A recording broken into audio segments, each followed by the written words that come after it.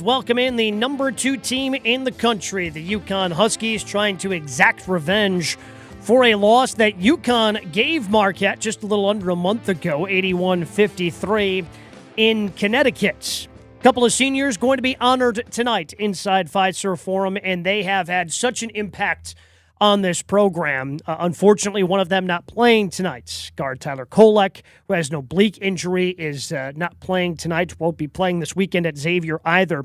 He is going to be reevaluated for that oblique before the Big East tournament. So hopefully he will be healthy enough then. Have to wait and see, as he missed the previous game as well for the Golden Eagles against Creighton on Saturday. But he's being honored tonight along with forward Oso Ighodaro for their respective contributions. And the contributions, well, they're plenty. The duos combined for 197 appearances, and until Saturday's game, they had appeared together in 96 straight games. And funny enough that they ended up both missing it. Tyler, unfortunately, with that injury, and then Oso, unfortunately, dealing with some sort of illness that prevented him from being able to play the game down in Nebraska. But they had appeared in 96 straight games together. All Big East second team selection last season. Oso currently ranking among the national leaguers in field goal percentage, 9 career double-doubles. He's a candidate for the Karl Malone Award, which is presented to the nation's top power forward. And he is just 14 points shy of becoming the 53rd player in school history with 1,000 career points. So that is certainly a number that he could potentially reach this evening. Meanwhile, Tyler Kolek, consensus second-team All-American last year. Big East Player of the Year last year. Currently second all-time at Marquette in assists with 656, leads the nation at 7.6 assists per game. Also a consensus preseason first-team All-America honoree this year. He's a candidate for the Naismith Award, Wooden Award, and Oscar Robertson Award, recognizing the nation's top player. Today, the program is also going to be recognizing Jack Lynch, Ryan McMullen, Joe McGrain, and Caden, a couple of managers that they have on the team. So congratulations to them as well. And just kind of going through that list of accomplishments that Tyler Kolek has had just really makes you realize how much missing these final 3 games could maybe impact some of those awards. Certainly I'm biased. I think he's the best point guard in the country. Certainly was on a track to have that opportunity to be first-team All-American. Maybe he still does have that opportunity if he gets healthy, and Marquette can go on a run in the Big East tournaments and the and of course, the big dance, the NCAA tournaments coming up after Selection Sunday on March 17th. So Marquette right now, in terms of that Big East tournament, feel pretty comfortable about their position, as they should be one of those teams getting a bye. But tonight is going to be a tough task. UConn, they've already clinched. They are Big East regular season conference champions. Marquette 3 games back, Creighton 3.5 back. And Marquette just that half game because they've played 1 game less right now than Creighton, 13-6, Marquette 13-5, trying to remain in that spot where they get a bye. They're going to be playing one of those later session games at Madison Square Garden next week. And it all starts tonight against a UConn team that, as I mentioned, kind of had their way with Marquette previously this season. And they've had their way with a lot of teams, especially since their last loss. So after they beat Marquette, they went on the road to Creighton, lost 85-66. But since then, beat up on Villanova at home, 78-54.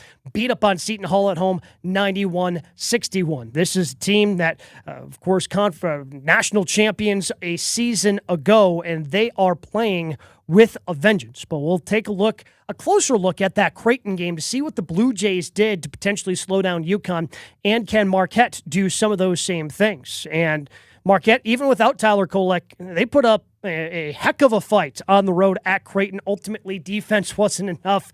Blake Shireman got a little hot down the stretch. 89-75 was the final in that one. But I think Marquette's going to have a good opportunity in these next 2 games because of Oso Ighodaro, the way that Cam Jones has been playing. Of course, Stevie Mitchell defensively, David Joplin providing quite possibly the dunk of the year over the weekend in Marquette's loss down at Creighton. So they've got a number of players playing at a high level right now, and even seeing some of the way that the freshmen have stepped up. We've seen Trey Norman step up, a couple of big blocks as well. from Zayd Lowry, the freshman, providing some really good defense when he was in the game. So having Oso back tonight, team should be a little bit deeper. Some of those threes certainly going to have to fall, but I think Marquette is going to have a big-time opportunity to come away with a victory tonight. And it does seem like a tall task, because it is a tall task to beat the number 2 team in the country when you do not have your best player. But this is a very well-rounded Marquette team, and I think that's what they showed. Just kind of ran out of gas, being a little shorthanded without Tyler and Oso against Creighton. They should have a good opportunity coming up tonight at Fiserv Forum. And we're going to see what the coaching staff has to say about that. Assistant coach pregame interview brought to you by Wintrust, Wisconsin's bank, the official banking partner of Marquette University and home to Marquette checking with free ATMs nationwide. We hear that conversation coming up next. This is Wintrust, Wisconsin's bank coverage, Marquette basketball from Learfield.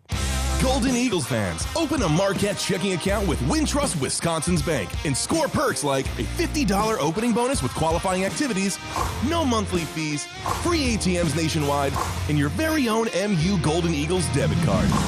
Rep the blue and gold wherever you go. Get yours at wintrust.com/Marquette. Wintrust Wisconsin's Bank, proud to be the official bank of Marquette University. No minimum required to open. No minimum monthly balance or monthly maintenance fees. Banking products provided by Wintrust Financial Corp. Banks. Member FDIC.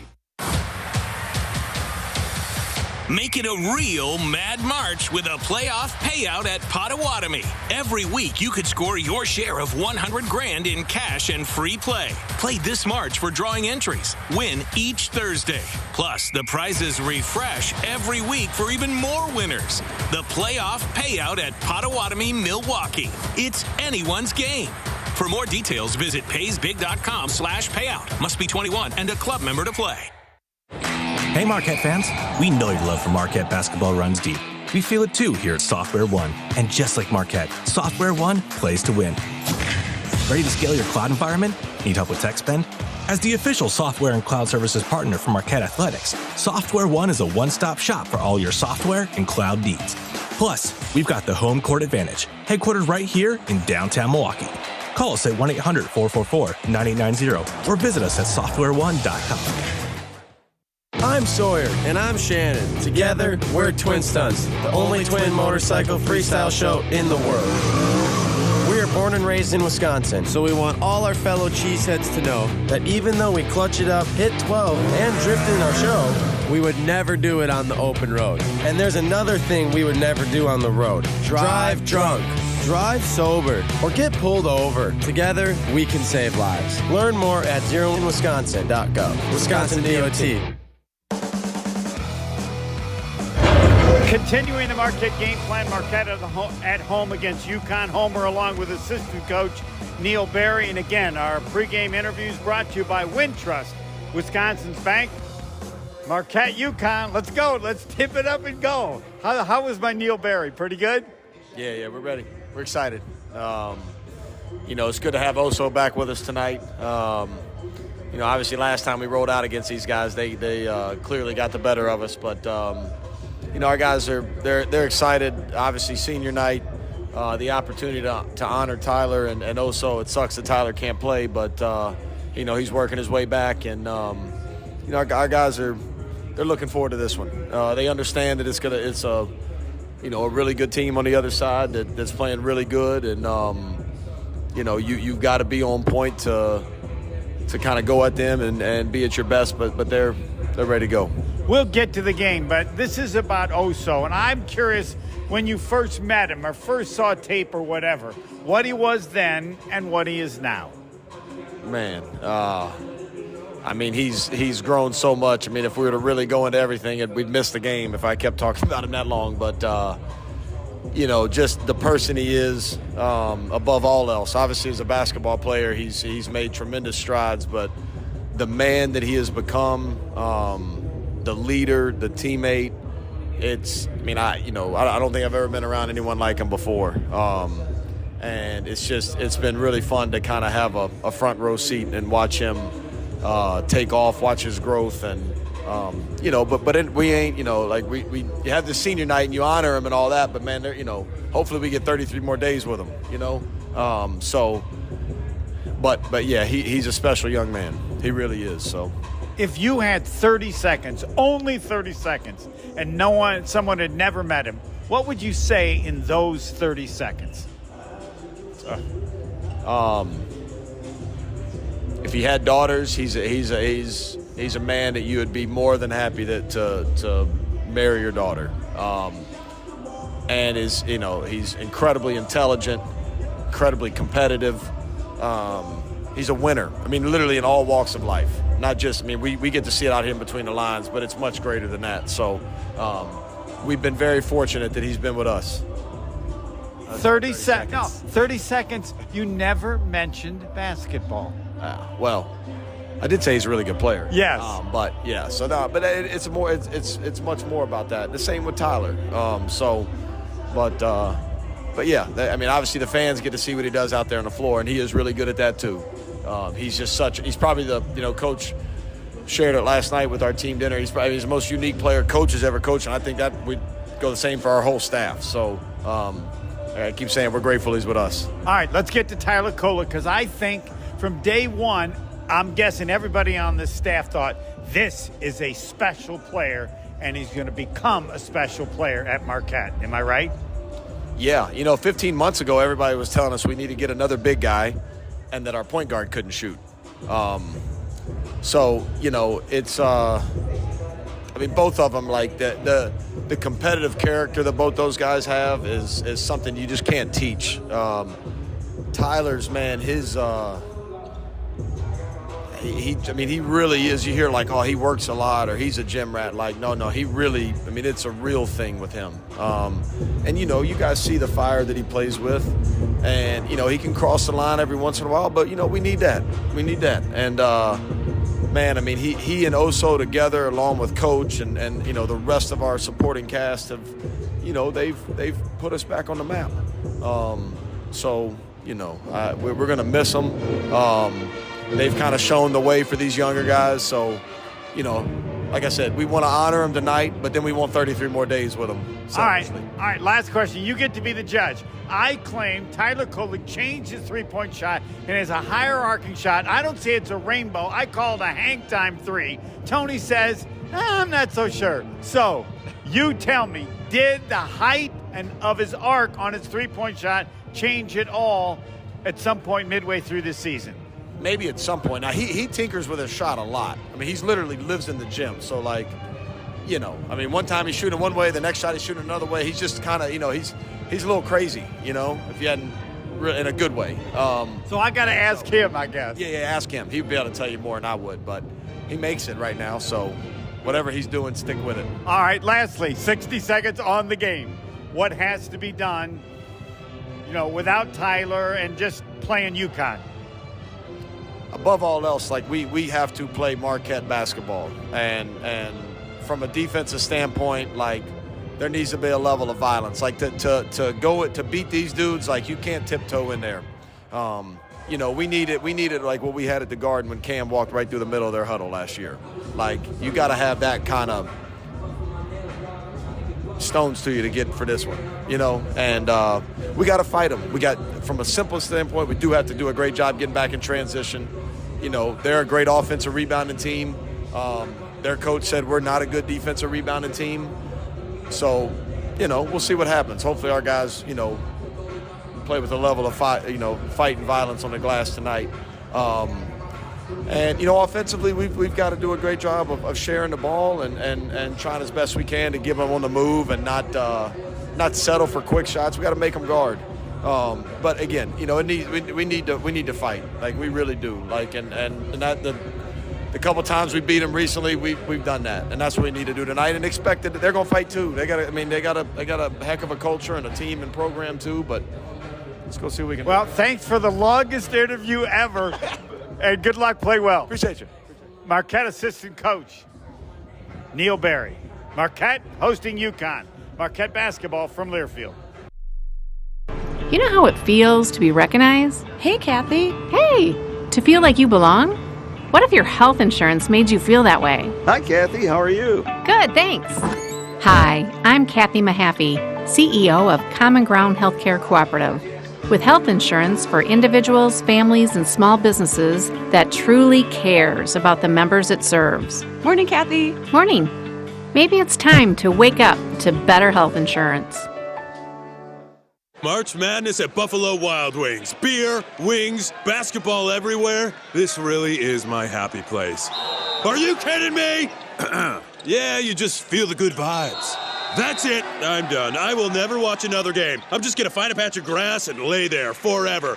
Oh, it went in. That's what I'm talking about. Like I said, happy place. Buffalo Wild Wings, the official sports bar of March Madness. Let's go, sports bar. Drink responsibly. NCAA March Madness are trademarks of the National Collegiate Athletic Association.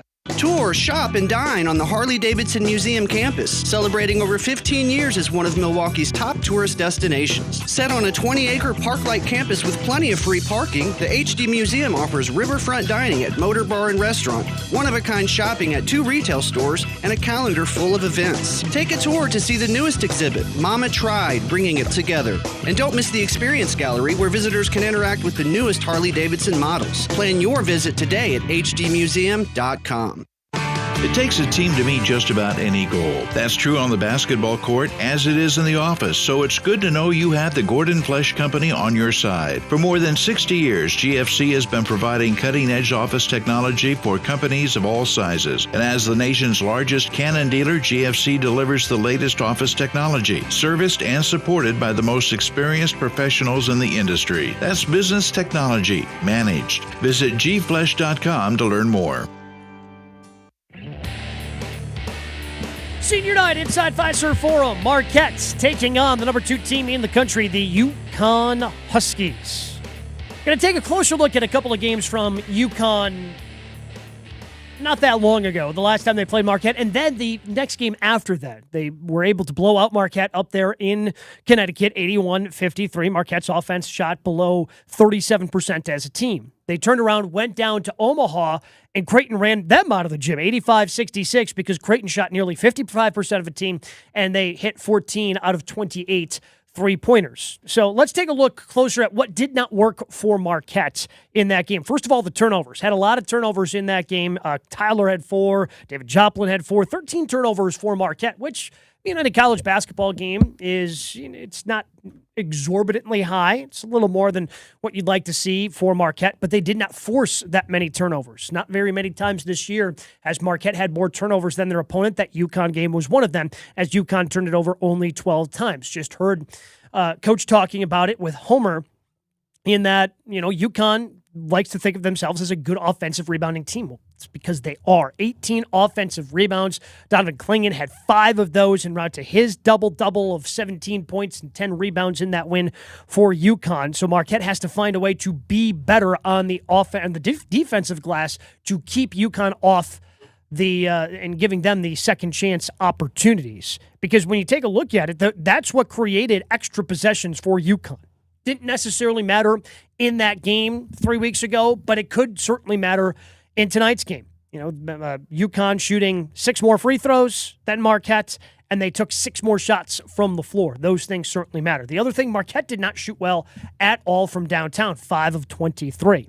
And it seemed like the looks that they got inside the arc really had to work hard for. 30 of the 53 points Marquette did score came in the paint, and that's been such a big key to the success for Marquette over the last 2/3 of the Big East Conference season. But it's tough to get in and score in the paint because of the size of UConn, especially with Clingan doing what he does around the rim. They had 4 shots that were blocked, a lot of shots that were altered, and that's what led Marquette to losing in that game. So what did Creighton do? What were the Blue Jays able to do in order to pull off the win over then number 1 UConn and give them their second loss in conference play? Well, they didn't get a ton of points in the paint. Only 18 of their 85 came in the paint, but they knocked down a lot of jump shots, whether that was mid-range jumpers as they finished 29 of 53 from the field, but it was the three-pointers. The three-pointers is what allowed Creighton to run away and hide from UConn in Omaha just a few weeks ago. 14 of 28. 14 of 28. And that's what Marquette's going to have to do. They're going to have to knock down those big shots. Got to find a way to, hit the deep shots. And whether that's Cam Jones, whether that ends up being David Joplin, Stevie Mitchell, Ben Gold, the threes, I think, in order for Marquette to pull off a victory tonight, those threes are going to have to fall. And we know this team is going to play hard. They played hard down in Creighton. They were down by just 2 at the half, and then the Blue Jays ended up pulling away. Baylor Shireman, got hot down the stretch. But Marquette played with a lot of effort, and those threes were falling earlier. But then you take a look, Cam ended up only 3 for 8. Ben Gold 1 for 8 from distance. So those outside shots really need to fall for Marquette today if you want to follow that Creighton blueprint when they handed the Huskies a loss just a couple of weeks ago. Hey, Golden Eagles fans, Buffalo Wild Wings has partnered with the Marquette men's basketball team to offer you free wings this season. Anytime Marquette wins, fans win 6 wings for free with a minimum $20 purchase. Offer valid at all B-Dubs sports bar locations throughout the greater Milwaukee area for 2 days after each qualifying game. Let's go sports bar. We see what else is happening across Marquette athletics. Coming up next, this is Wintrust coverage of Marquette basketball from Learfield. Wisconsin On Demand is the home for all things Marquette hoops. Stay up to date on the latest Golden Eagles conversations, interviews. I believe that we can play with anyone, but it's one thing to believe you can play with anyone. It's another thing to go out and do it. And game highlights. Get to a flashing Iguodala. He stuffs it, 30-footer. Good! That's in range. Oh, Kolek, he's got an open 3. It's perfect. Find Championship Blue on Apple, Spotify, and wherever you get your podcasts. From the home of Marquette basketball, 94.5 ESPN. Buffalo Wild Wings has honey sriracha and honey garlic? This calls for a thank you to the bees. Bees, thank you. Without you, we wouldn't have delicious honey sriracha or honey garlic. Who let the bees in here? Bees, thank you for never... Hey, ow, stop the... Ow, I'm just trying to thank you. Why? Get honey garlic and honey sriracha for dine-in, takeout, or delivery at Buffalo Wild Wings. Let's go sports bar. For a limited time only. Experience stands out at Color Inc. That's true for the experiences we create for your customers and the ones we create for you. Our entire crew is unlocking creativity to help you accomplish your goals. Color Inc. is an experiential communications company. We help you capture attention and inspire action with packaging, visual displays, retail signage, influencer kits, and pretty much anything else you can dream up. Visit www.colorinc.com to book a conversation today. Hey Marquette fans, we know your love for Marquette basketball runs deep. We feel it too here at Software One. And just like Marquette, Software One plays to win. Ready to scale your cloud environment? Need help with tech spend? As the official software and cloud services partner for Marquette Athletics, Software One is a one-stop shop for all your software and cloud needs. Plus, we've got the home court advantage, headquartered right here in downtown Milwaukee. Call us at 1-800-444-9890 or visit us at softwareone.com. Tyler Kolek, Oso Iguodala being honored inside Fiserv Forum tonight. It is senior night for Marquette as they welcome in number 2 UConn to Fiserv Forum. Marquette falling to number 8 in the AP poll, 9 in the coaches poll after their loss over the weekend down in Omaha. But that hasn't really affected them. If you take a look at ESPN.com and Bracketology, after the loss, they were in the same place they were before as the number 7 overall seed and a 2 seed in the NCAA tournaments. We'll see how this week goes and if that number changes heading into the Big East tournament next week. Elsewhere in Marquette athletics, congratulations goes out to a couple of women's lacrosse players as Meg Byerly was named the Big East Attacker of the Week. Josie Kropp was the Big East Midfielder of the Week. Byerly, 5th time she's been honored in her career, 2nd time this season. Junior attacker, career high 8 points at Niagara on Sunday, 7 goals, 1 assist.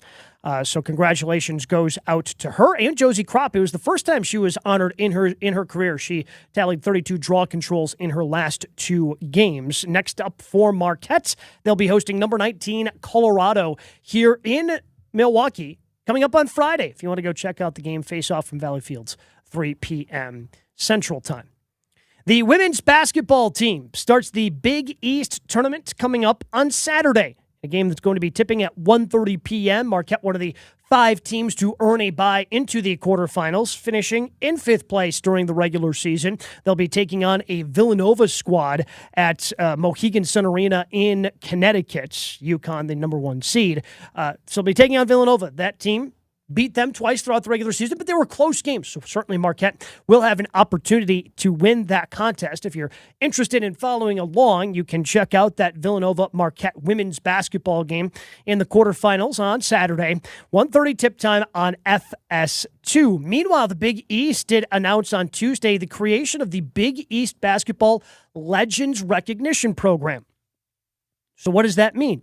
It means that each of the conference's 11 member schools were tasked with selecting a former prominent coach or player from both the men's and women's program that are going to be honored at the upcoming Big East tournaments. Women, as I mentioned, are going to be playing this weekend. Men start next week on Wednesday at Madison Square Garden in New York City.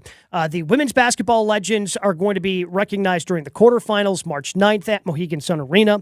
And for the Marquette team this year, the first woman who's going to be honored as part of this Big East Legends program, it goes to Alizea Blockington. So she'll be honored on the women's side. On the men's side, first person they are going to honor in the Big East Legends program during the men's tournament this year, Jarrell McNeil, the former all-time leading scorer in program history. So congratulations to them as they're going to be honored at those conference tournaments. The future of Marquette basketball is bright. Secure your seat for the biggest games and moments next season with a 2024-25 new season ticket deposit. Make memories, entertain, and enjoy some of the best basketball in the country's on game days at Fiserv Forum at the lowest prices. Place your deposit at gomarquette.com/tickets or email athletics@marquette.edu for more information.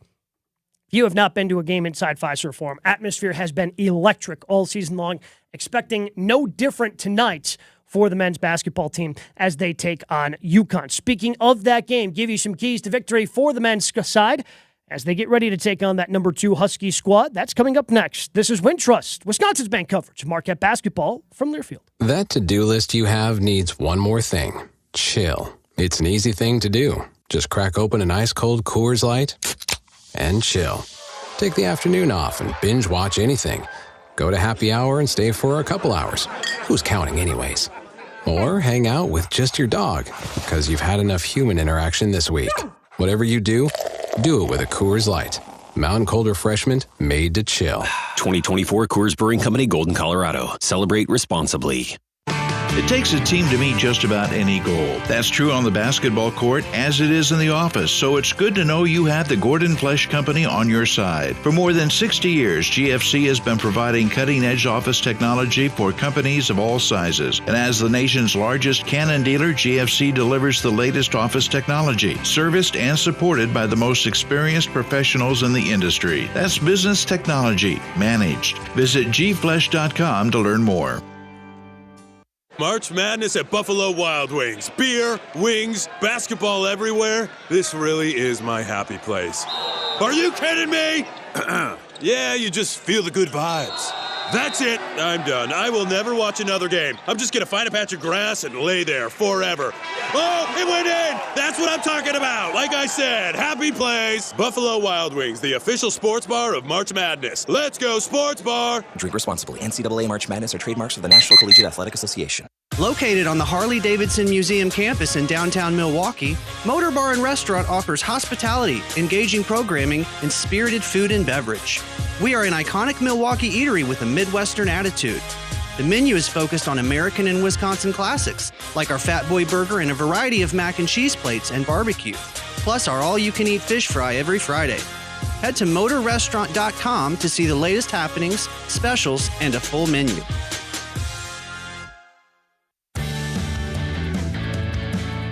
Welcome back to Wintrust, Wisconsin's bank coverage Marquette basketball from Learfield. Gabe Neitzel in the Marquette Game Day Studios downtown at Milwaukee. Number 8 Marquette taking on number 2 UConn.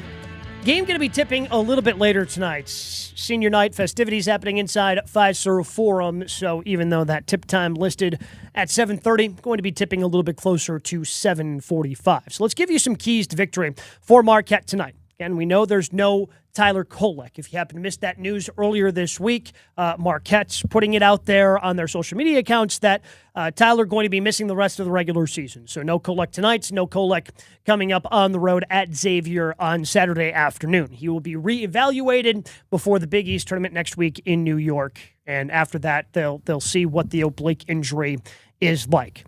Last time these two teams went head-to-head, Tyler didn't have his greatest game of the year. He had 3 assists, 7 points on just 2 of 11 shooting. It was tough to get shots near the rim. Donovan Clingan certainly had a lot to do with that. But Oso Ighodaro, who did miss the last game due to illness, back today for Marquette, had a solid game. 14 points on 7 of 12 shooting, did grab 4 rebounds. And when you look at what Marquette was able to do against Creighton over the weekend without Oso or Tyler Kolek, these are the types of efforts, these are the types of stat lines that are going to have to continue tonight in order to beat one of the top teams in the country. I'm talking about David Joplin finishing with 21 points, 8 of 13 shooting, 2 of 3 from distance. Cam Jones, 9 of 16 for 23 points, 3 of 8 from downtown. Stevie Mitchell, 15 points, 7 of 13 shooting, 9 rebounds for Stevie in the loss against Creighton. Those are the types of things that have to continue to happen. Zayd Lowry giving them 6 points off the bench. And they're going to need a little bit more bench production tonight. Now, Ben Gold going to be sliding back and coming off the bench with Oso returning to the lineup tonight. But Zayd Lowry, Trey Norman, Ben Gold, all going to have a good offensive contribution. But, of course, if you heard earlier with Neil Berry, the assistant coach pregame interview we had that Homer did earlier today, it does come down to playing Marquette basketball. What does that mean? It starts on the defensive side. Have to find a way to slow down UConn. They scored 81 points last time these two teams played, 29 of 63, 11 of 30 from downtown. They got to the free throw line, and they were very efficient from the free throw line. So it's up to guys like Joplin, Stevie Mitchell, and Oso Ighodaro to try to keep Donovan Clingan off the offensive glasses. He had 5 of his team's 18 offensive rebounds the last time that these two teams played. You know Marquette's going to fight. You know they're going to be scrappy, and you know Fiserv Forum is going to be allowed tonight. All those things going to have to factor in for Marquette to pull off the upset victory. Meet the all-new Potawatomi Casino Hotel next week in the Big East Tournament. We'll try to answer some of those questions coming up next. This is Wintrust, Wisconsin's bank coverage of Marquette basketball from Learfield. Buffalo Wild Wings has honey sriracha and honey garlic? This calls for a thank you to the bees. Bees, thank you. Without you, we wouldn't have delicious honey sriracha or honey garlic. Who let the bees in here? Bees, thank you for never... Hey, ow, stop the... Ow, I'm just trying to thank you. Why? Get honey garlic and honey sriracha for dine-in, takeout, or delivery at Buffalo Wild Wings. Let's go sports bar. For a limited time only. Every Qdoba catering order is a fresh-made Mexican feast of hand-smashed, flame-grilled, sliced, diced, and sautéed flavors perfect for any occasion. Whether you're planning your office's Tortilla Tuesday, hosting a post-game party for your intramural dodgeball team, or trying to bring in a dinner for your PTA meeting that's so good, it'll bump your kid up to an A-.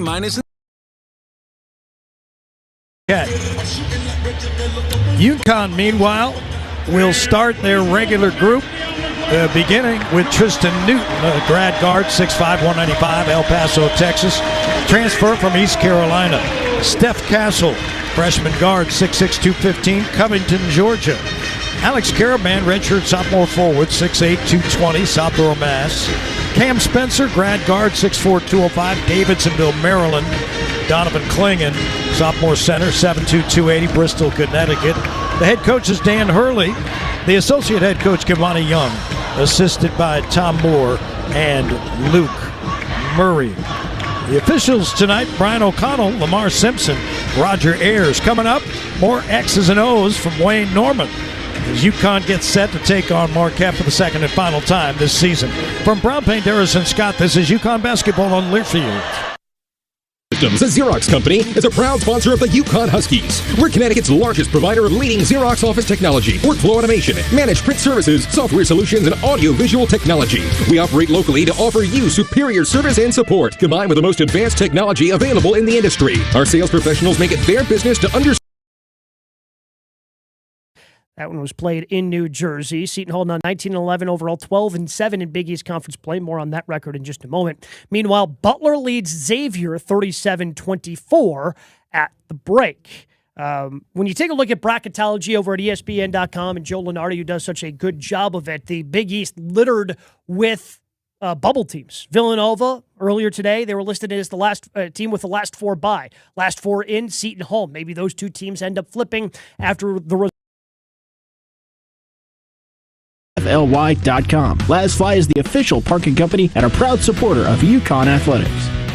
Keeping you ahead of severe weather is the most important thing we do. Hi, I'm Channel 3 Eyewitness News Chief Meteorologist Mark Dixon. And I'm Meteorologist Scott Haney. We're doubling down on our commitment to you with something you won't see anywhere else. First Alert Weather. It's our promise to alert you as far in advance as possible. Simply put, when we know, you know. So you have more time to plan, prepare, and to keep your family safe. This is why we First Alert. Which schools will take home the prestigious Learfield Directors Cup for the 2023-24 college athletics season? You can follow the standings of your favorite school or alma mater at L Directors Cup on Twitter and online at thedirectorscup.com. That's thedirectorscup.com and L Directors Cup on Twitter. Trophies will be awarded in June 2024 to the winning institutions in all competitive divisions. Learfield Directors Cup, the crowning achievement in college athletics. Play-by-play coverage of UConn men's basketball is presented all season long by Key Bank, the exclusive retail bank of UConn men's basketball. Welcome inside the Learfield Network studios as we await the national anthem at the Pfizer Forum. Big one for you tonight, UConn and Marquette. That's round 2 in Milwaukee after round 1 went the way of the Huskies, which feels like forever ago now. The Huskies laid the wood down on Marquette. The top seeds as it stands right now in bracketology on this March the 6th. 1 seeds read Purdue, Arizona, Houston, and of course UConn. As of right now, they would play in Brooklyn in the first round, and how it would look, they'd play 16-seeded Eastern Kentucky. The 8-9 game would feature Texas Tech and Nebraska. Scores from inside the Big East right now. Final score, Seton Hall takes it 66-56 over Villanova from the Prudential Center in Newark. That was a big game for the bubble battle. Now Seton Hall sits at 19-11, 12-7 in the Big East. Villanova now 17-13, 10-9 in the Big East, as Villanova currently sits at the last 4 byes. Seton Hall the last 4 in. So as of now, that will likely put Seton Hall on top of Villanova when it comes to an at-large bid. At the break, it's Butler 37 and Xavier 24. Big reason for giving that score. That's currently the 8-9 game in the Big East Conference Tournament. Of course, UConn cleared with their win over Seton Hall this past Saturday, but it's Butler 37 and Xavier 24 at the break. Desmond Claude has 13 points for Xavier out of their 24 total. Another bubble battle that we gave just a few minutes ago, Michigan State has crept their way back into it against Northwestern from East Lansing. 43-42, the Spartans trail it under head coach Tom Izzo. A couple of scores from inside the top 25. Top-ranked Houston, now with 10 minutes to play, has taken the lead for the first time. They've got a 49-46 edge over UCF in Orlando.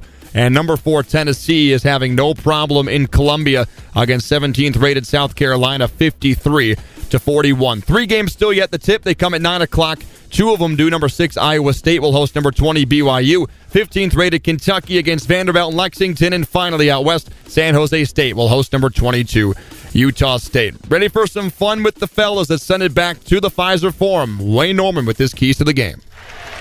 All right, great job, Zach. Marquette returned 4 starters from last year's Big East Championship team, and they returned 8 of their top 9 scorers, but they will not have their best player available tonight. Last year's Big East Player of the Year, Tyler Kolek. He makes the Golden Eagles a great team by his passing, his scoring, even his rebounding. And the Golden Eagles feature the best passing big man in the nation, 6'11" Oso Ighodaro, who averages 3 assists a game. He'll be guarded by Donovan Clingan. And Ighodaro is back in the starting lineup tonight after missing the game Saturday at Creighton with a case of the flu. Marquette can score, but if they have an Achilles heel, it's rebounding. They are minus 2.2 on the glass, second worst in the Big East. Keys for UConn tonight, number 1, 3-point defense. Even with Kolek out, everybody on Marquette will take and make threes, except Ighodaro. Cam Jones has been particularly hot from 3 lately. Number 2, ball security. Marquette forces 15.3 turnovers a game, tops in the Big East, and number 17 in the nation. Those turnovers spark transition points, but UConn has taken excellent care of the ball in the last 7 games. And key number 3, dominate the glass. When these teams played in Hartford on February 17th, UConn out-rebounded Marquette 45-27 and won second chance points 21-4. Our keys of the game, sponsored by the Mitchell Auto Group. Mitchell Jeep is Connecticut's newest Jeep retailer at their all-new state-of-the-art dealership, offering exceptional customer service in the community for over 100 years. Well, thank you, Wayne. UConn 5-3 on the road this year, 4-0 in neutral site games, but they are riding a 10-year losing streak against ranked teams on the road. They'd like to check that box off here tonight because it's been since March of 2014 when the Huskies won a game on the road against a ranked team. It was against Memphis in the FedEx Forum. So it's been a while. They've got wins this year against Texas, North Carolina, Gonzaga, Creighton, Marquette. But they've lost on the road to Kansas and Creighton and Seton Hall. A record of 26-3 coming in. It's their first game since clinching the Big East regular season title on Sunday. And I'm interested to see what kind of energy they come out with here, because it's human nature to relax a little bit after accomplishing what they did in the opening 3 months of the season. Now it's March. It's sudden death time.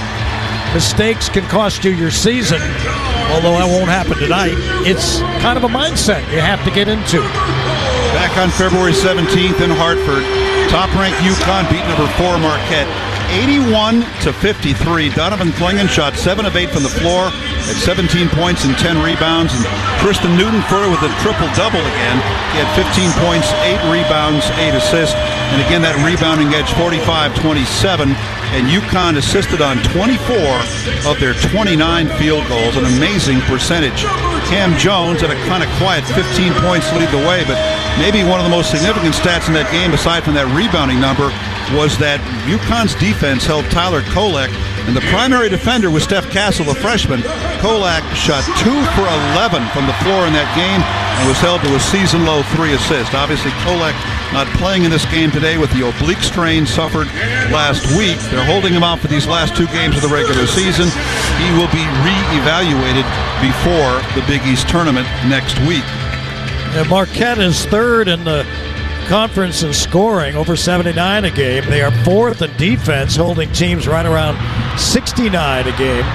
Their field goal percentage third at 48%, and they are first in steals, and that could be the key stat tonight. If they're able to disrupt UConn's offense by taking the ball away and getting some fast break points off turnovers, that could turn the tide, even without Tyler Kolek, who is such a great playmaker, not available tonight. And he's not going to play in their final game either, Wayne. I think it's questionable. I'm hoping for the best for him and Marquette.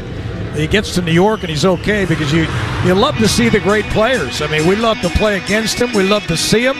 Right now, this oblique injury has got him on the shelf again this week, and I don't know what the future is. Well, that steal stat for Marquette, very impressive. Stevie Mitchell, the leading steals guy. But equally impressive is that the last 3 games, UConn has averaged only 7.5 turnovers a game. The last 6 games averaging only 8.5 turnovers. So their ball security has been outstanding.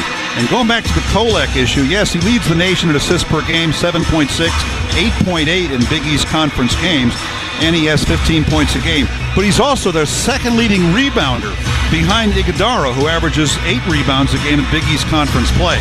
So there's a lot of points and rebounds that are not available tonight for Marquette. Well, this Marquette crowd, and a couple of UConn fans reached out to me today and asked me about this place. They've never been here, and I said it rocks. It is the Bucks' home court, but this place, when Marquette plays, rocks. They're 14-1 here, and they've got the place sold out, 17,000 plus. And right now they're rocking and rolling behind each basket. They fill up the basket, the sections behind the hoops with students, and every single seat is filled right now, and they got a great band here too. I mean, it's a really good college atmosphere. Most are wearing either blue or gold. This, by the way, is Andre Jackson's home court now. He was the opponent last year when UConn lost here in Marquette.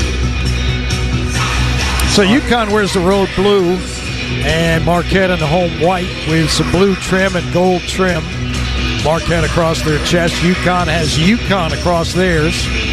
As we sit about 30 rows up, we're a ways away from the court for this one. Probably as far back as we are with Xavier in Cincinnati. Andre Jackson won't be here tonight. The Bucks are playing at Golden State this evening. So it'll be Oso Iguodaro and Donovan Clingan to jump it up as we get underway. Just a little past 7:45 local time here in the Midwest. Where it was a beautiful, sunny, 47-degree day today, unlike the Northeast. I know you wanted snow, but you didn't get it. All right, so Brian O'Connell will throw it up.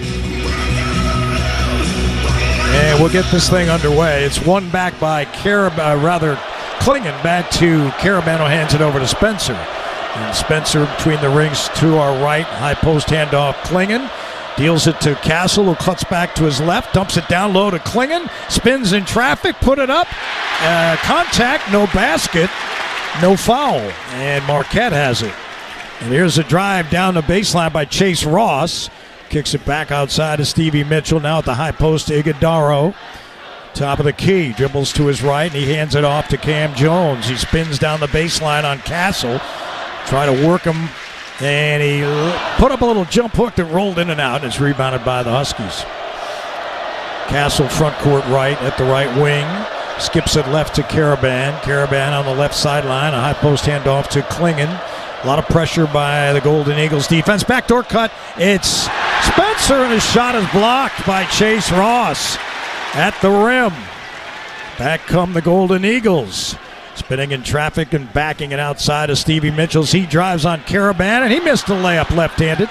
Rebounded by Clingan. Now it's Spencer, front court right.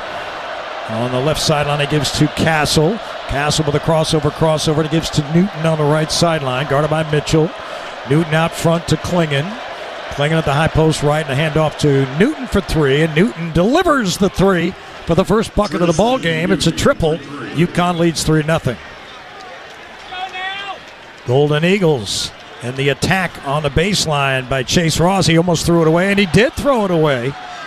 It's a shot, rather David Joplin's turnover. UConn comes up with it, front court right. It's Spencer. Kicks it over to Castle. Castle fires right to Newton, all outside the perimeter three-point line. There's Caraban back to Castle. They want to go down low to Clingan. It's Spencer getting it to him. They double Clingan right away. The Huskies work it back outside to Spencer. Now to Newton with a jab step into the paint. 2 to shoot, and he makes!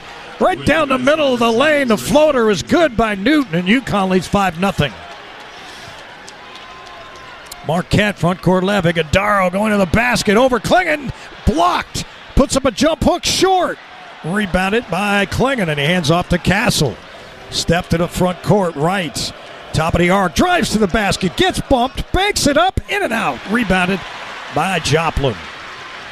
Joplin runs to the front court. Top of the three-point arc. Guarded by Newton. Stop and go move into the paint. Puts up a fadeaway. That one no good. Rebounded by Spencer. So far, Marquette 0 for 5. UConn leading 5-0. Spencer hands to Newton out at the MU logo center court. Now it comes right to Castle. Back left as they play catch. The cutter is Castle. He banks it up. He missed it. He got his own rebound. He missed that. So Castle had 2 opportunities. Point blank. Couldn't finish. Iguodaro comes up with it. Front court left. Stevie Martin drives, and he missed it. Mitchell. And the ball's taken away by Mitchell, who gets it in the corner. Back to Chase Ross, who drives inside. And now the baseline drive by Mitchell, and he's able to lay it in. So Marquette took 3.5 minutes and 7 shots to get one to go. And it's 5-2 UConn. Capitalizing on the turnover by Clingan, but Clingan's had a great start to this game. Now here's Newton, front court left at the wing, out front to Caraban for 3, and Alex misses badly off the back rim. It's rebounded by Mitchell, who runs to the front court, top of the three-point arc. Thought about shooting, instead gives to Iguodaro. He's on the left wing, foul line extended. Now he drives into the paint, wants that hook shot on Clingan, puts it up, and he makes it left-handed. And it's 5-4 UConn. 4 minutes gone by here at Fiserv Forum. Mike Crispino, Wayne Norman, our engineer Chris Giantonio not with us. John Ashmead is. Pardon me, John. And here is Newton out front between the rings. Gives him the high post to Castle. Down low to Klingon. Spins on Iguodaro. Lost it. Picked up by Castle. Fires right to Newton. Newton dribble penetration. Can't get it off. Has to shoot it. And he makes it, but it was a shot clock violation. Knocked down a three, but it was late. And UConn goes to that first timeout under 16 minutes. 15 and a half to go, leading 5-4. Introducing Sparked Energy by Dunkin'. Energy for the fun of it, available in 2 full-on delicious flavors. Berry Burst, Peach Sunshine. A revitalizing burst of caffeine, vitamins, and minerals. Fruit-flavored, contains 0% fruit juice. Caffeine and guarana. Participation may vary. Limited time offer. Terms apply. Huskies by 1. 15 and a half left in the first half. From Brown, Penderas, and Scott, this is UConn basketball on Learfield. Home run of the real estate game? Look no further than Lewis Real Estate. We're not just about the commission. We're about giving back to the community. With below market fees and personalized attention, we're the advocate you need in your corner. Don't settle for less. Choose Lewis Real Estate and make your real estate dreams a reality. Visit the Lewis Business Center, conveniently located at 994 to 1000 Farmington Avenue, West Hartford. That's SLewisRealEstate.com, the exclusive real estate company of UConn Athletics.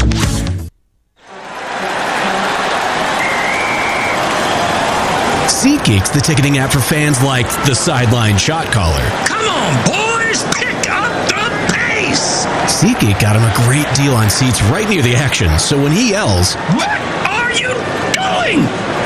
Block him!" he can be absolutely sure the players heard him. SeatGeek handles the tickets to sports, concerts, and more, so fans can fan. Aw, shucks. The game's on TV, but I can't listen to the call of my favorite team broadcasters. Never fear, Sync My Game is here. Sync My Game? Yes, Sync My Game. If you have a DVR and streaming device, head to syncmygame.com from Learfield. It's never been easier to hear the impassioned voices of your favorite radio crew synced with the TV. Wow, thank you, Mr. Just remember, syncmygame.com. This is UConn men's basketball. Now back to our Big Y broadcast location. Orthopedic Associates of Hartford with locations throughout Greater Hartford, including walk-in urgent care. Make your move at oahct.com. So it's 5-4 UConn. They're up to a 5-0 lead on 5 points in a row by Tristan Newton. I think it's been a very solid start for Donovan Klingon. He missed his only shot. In fact, that was the first shot of the game. But he's got 4 of UConn's 6 rebounds. He had an assist on that first field goal, the Newton 3. He had a steal, and he had a block.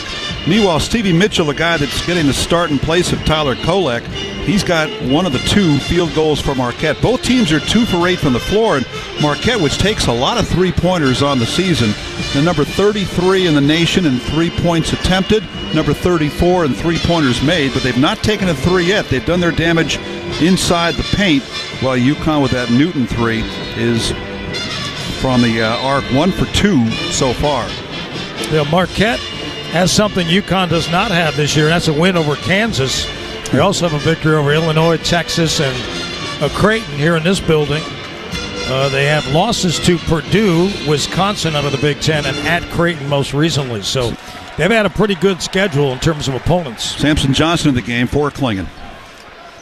Iguodaro has it on the right wing. He wants to work on Johnson. He goes to the left hook, and he puts it up and in. Wow, that's a tough shot he just made. Iguodaro's got a couple of buckets. Right away, they go at Johnson. Yeah, Marquette's got the lead, 6-5. Johnson out front, couple of dribbles and a handoff to Newton. Newton at the left wing, outside the arc, gives to Caravan, drives inside, lost it. Picked up by Johnson, he fumbles, and he's fouled on the way up. If he handles it cleanly, he's got a layup, but he couldn't do it. Or a dunk, which he does so often. 21 of his last 24 field goals are dunks, but he's not proficient at the foul line, where in the last 14 games he has missed 11 of his 15 free throw attempts. The foul was on Ben Gold, who came off the bench. And Sampson misses this one. So, yeah, that's probably one of the Achilles heels for this UConn team, the centers free throw shooting. Klingen's 56% and Samson Johnson's under 45%. So Donovan's improved lately, though. He has. Sampson's second one, in and out. That's the thing, though. If you want to go at UConn, maybe get their bigs to have to go to the line. That's one thing you could do. And here's Iguodala, who's fouled by Johnson as he trips him up on the drive. Well, this hasn't been an issue, of course, all career for Samson Johnson, those quick fouls. He got 3 fouls in 5 minutes on Sunday against Marquette in the first half. So Cam Jones will inbound the ball to our left across from the UConn bench. Gets it into Iguodala on the far corner. They work out front to Stevie Mitchell. Ben Gold is in the game. Here's Mitchell on a drive by Spencer. Now he puts a floater in the paint and hits. Spencer got beat off the dribble. 8-5 Marquette. 14.5 left in the first. 8-0 Newton's run. been the only man to score for UConn so far. Gives it up on the bounce to Diarra. Just came in the ball game at the right hash. Starts back to his left up the screen. Picked up by Gold on a switch. He gives to Spencer. Spencer trying to shake loose. Can't get away from Cam Jones. They give it to Samson Johnson, who drives to his right. He has to hand over to Caravan. He drives into the paint on Iguodala, and the ball is knocked out of his hands. But a foul is called. Lamar Simpson had it on the perimeter. Marquette foul called on number 13, Oso Iguodala. That's the second team foul. 6 minutes almost gone by here in the first. Saw a drive to the hoop by Caravan. His threes have not been going in lately. He's been trying to get in the paint more. He's gone 4 for 22 from 3 the last 4 games. Oh, here's Newton out front. The ball tipped away by Mitchell. And Mitchell on a personal fast break, and he's able to lay it in. And that's what he can do. He can ignite a team with his defense. He picked Newton's pocket. 10-5 Marquette. 10 straight points by the Golden Eagles. Feet away, hands it back to Diarra. Diarra on a drive, then throws it outside. And now they stay outside the arc with Spencer. Can't get the shot up. Now Caravan. And back to Spencer. Stolen by Jones. Jones to the basket. He lays it in. And that's what Marquette can do. Turn you over and score buckets. They got 12 straight points. UConn a little sloppy, too. This is not the kind of start you want on the road. And another ball deflected loose into the backcourt. Diarra picks it up. Gives it out front to Samson Johnson. And Johnson at the high post spins it over to Newton. Newton turns and fires for 3. Back rim, no good. Rebound, Caravan. Caravan drives on Ben Gold on the baseline. Can't get it off. Back to Spencer. Baseline jumper is good. And let's see, it is a 2 or a 3. It is a 3. 12-8, and that stops a 12-point run by the Golden Eagles.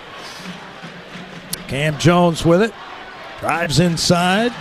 The ball stripped from his hands by Spencer. Newton on a fast break to Diarra, lays it up and in. So the Huskies with a counter have scored 5 straight, and it's 12-10 Marquette. Front court left, Iguodala between the rings with a right-hand dribble. He's a good ball handler. Now he starts on the drive. Newton cuts him off. Back to Mitchell. He'll try a 3. Front rim. No good. Rebounded by Spencer. Cam drives to the front court. Between the rings, straight on the basket. Looks for a screen. Gets it from Johnson. Kicks it right to Caravan. He'll try a 3. And Alex knocks it down. And UConn regains the lead, 13-12. And that's a sight for sore eyes. The 3 ball going in for Caravan. There's Cam Jones, front court left. Kicks it right to left to Mitchell. Ben Gold in the corner for 3, and he hits. Caravan didn't get there in time. 15-13, Golden Eagles. All right, Newton gives to Spencer, front court right. He's out in the middle of the court, and he gives it on the left sideline to Diarra. Diarra with a screen from Caravan, spins right, gives to Spencer. Spencer off the high screen of Samson Johnson, being guarded by Iguodala, can't get the shot off. Fires out front to Diarra, jab step move, into the paint. Diarra finds Caravan, front court left, and he hits another 3. He was on the left sideline. He hits back-to-back jacks, Mr. Big Shot, and it's 16-15 UConn. Jones gives to Iguodala. They kick it to the open man for three, and it's no good. Trey Norman took the shot, rebounded by the Huskies. And Marquette now 1 for 3 from the arc. UConn 4 of 6. Front court right where the Marquette bench is, it's Newton at the timeline. Left-hand dribble sets up the offense. Starts to his right. He's being guarded there by Mitchell off a screen, and Samson Johnson is called for an illegal screen. He apparently had his leg extended. I'm not sure about that. And a timeout on the floor. 10 and a half to go in the first half. UConn by 1, 16-15. Experience life changes like divorce, death, starting or buying a business with Brown Paint Harrison Scott. You get more than a lawyer. You get a law firm. Visit bpslawyers.com. 16-15 UConn, 10:38 to go first from our Big Y broadcast location. 10 seconds for station ID. From Brown Paint Harrison Scott, this is UConn basketball on Learfield.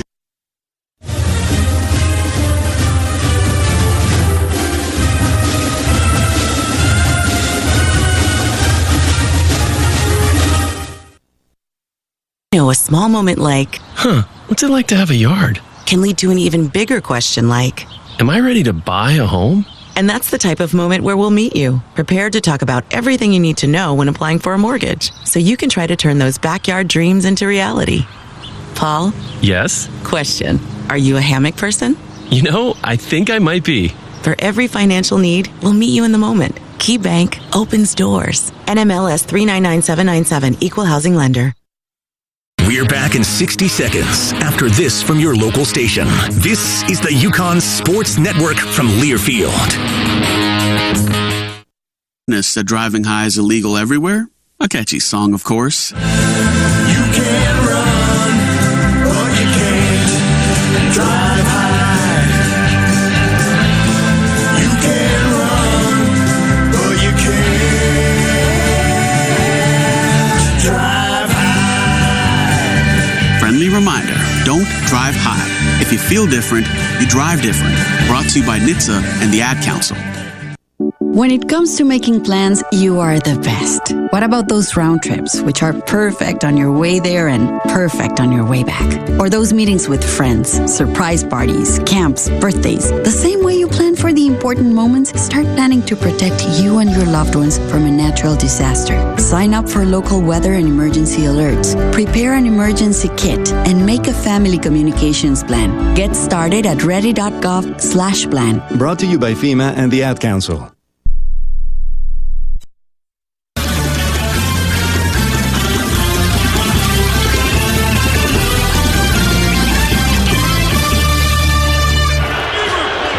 UConn men's basketball presented in part by JT Gamo. Suits, blazers, rentals, and exclusive men's fashion. JT Gamo. Hartford at jtgamo.com. Well, the Packers head coach, Matt LaFleur, is in the house getting a nice hand. As UConn leads 16-15. This Marquette team headed to the NCAA tournament again. They've been there 35 times. They've won the 1977 championship with Al McGuire as their head coach. That was one of my first college teams, Wayne, that actually followed. And you know why? The uniforms. They had no tucked-in jerseys. It was weird. But I liked that, and I liked the way they looked, and I started following them for some reason. Remember the old Dean Meminger teams looked like bumblebees out there on the court wearing that Marquette gold. Well, the Huskies scored the first 5 points in the game, and then Marquette responded right back. Thanks to their defense, they ran off a 12-0 run. That is the longest consecutive point streak against UConn this year.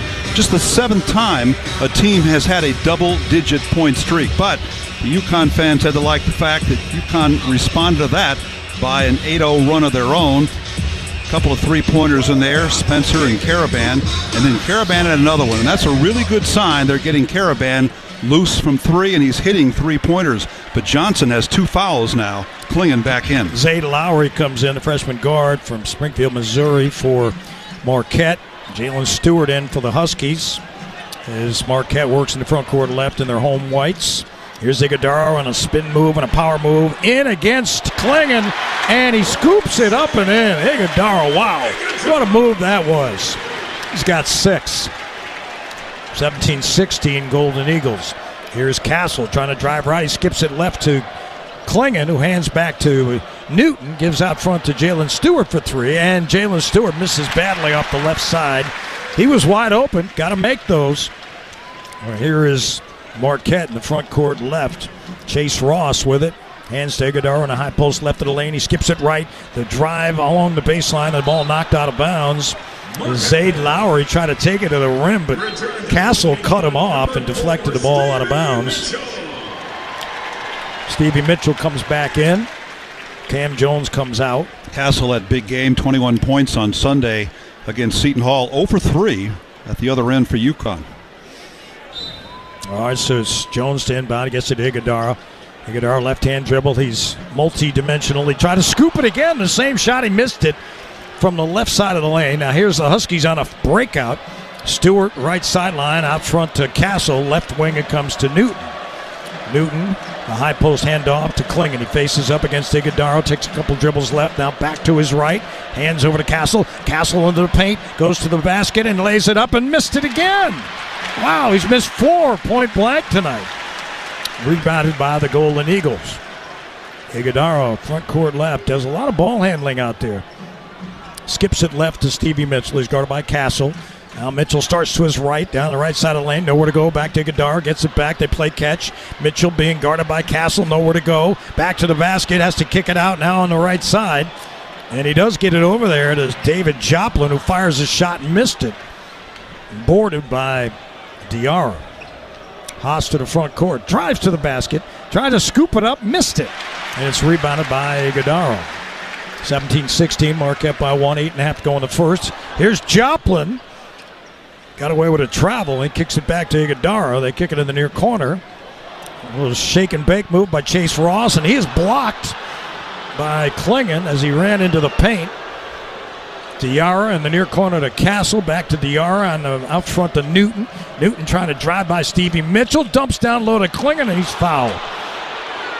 Well, what a creative play by Tristan Newton. He took some physical defense, and he was able to get some penetration and dish it off to Klingon, and Klingon will get to the line and try to give UConn the lead back. They did not give Klingon a block on that play when Ross tried to drive the left baseline, but he certainly altered that shot, and eventually Newton got the defensive rebound, and that's 2 fouls on Oso Iguodala. That's a big play at the other end.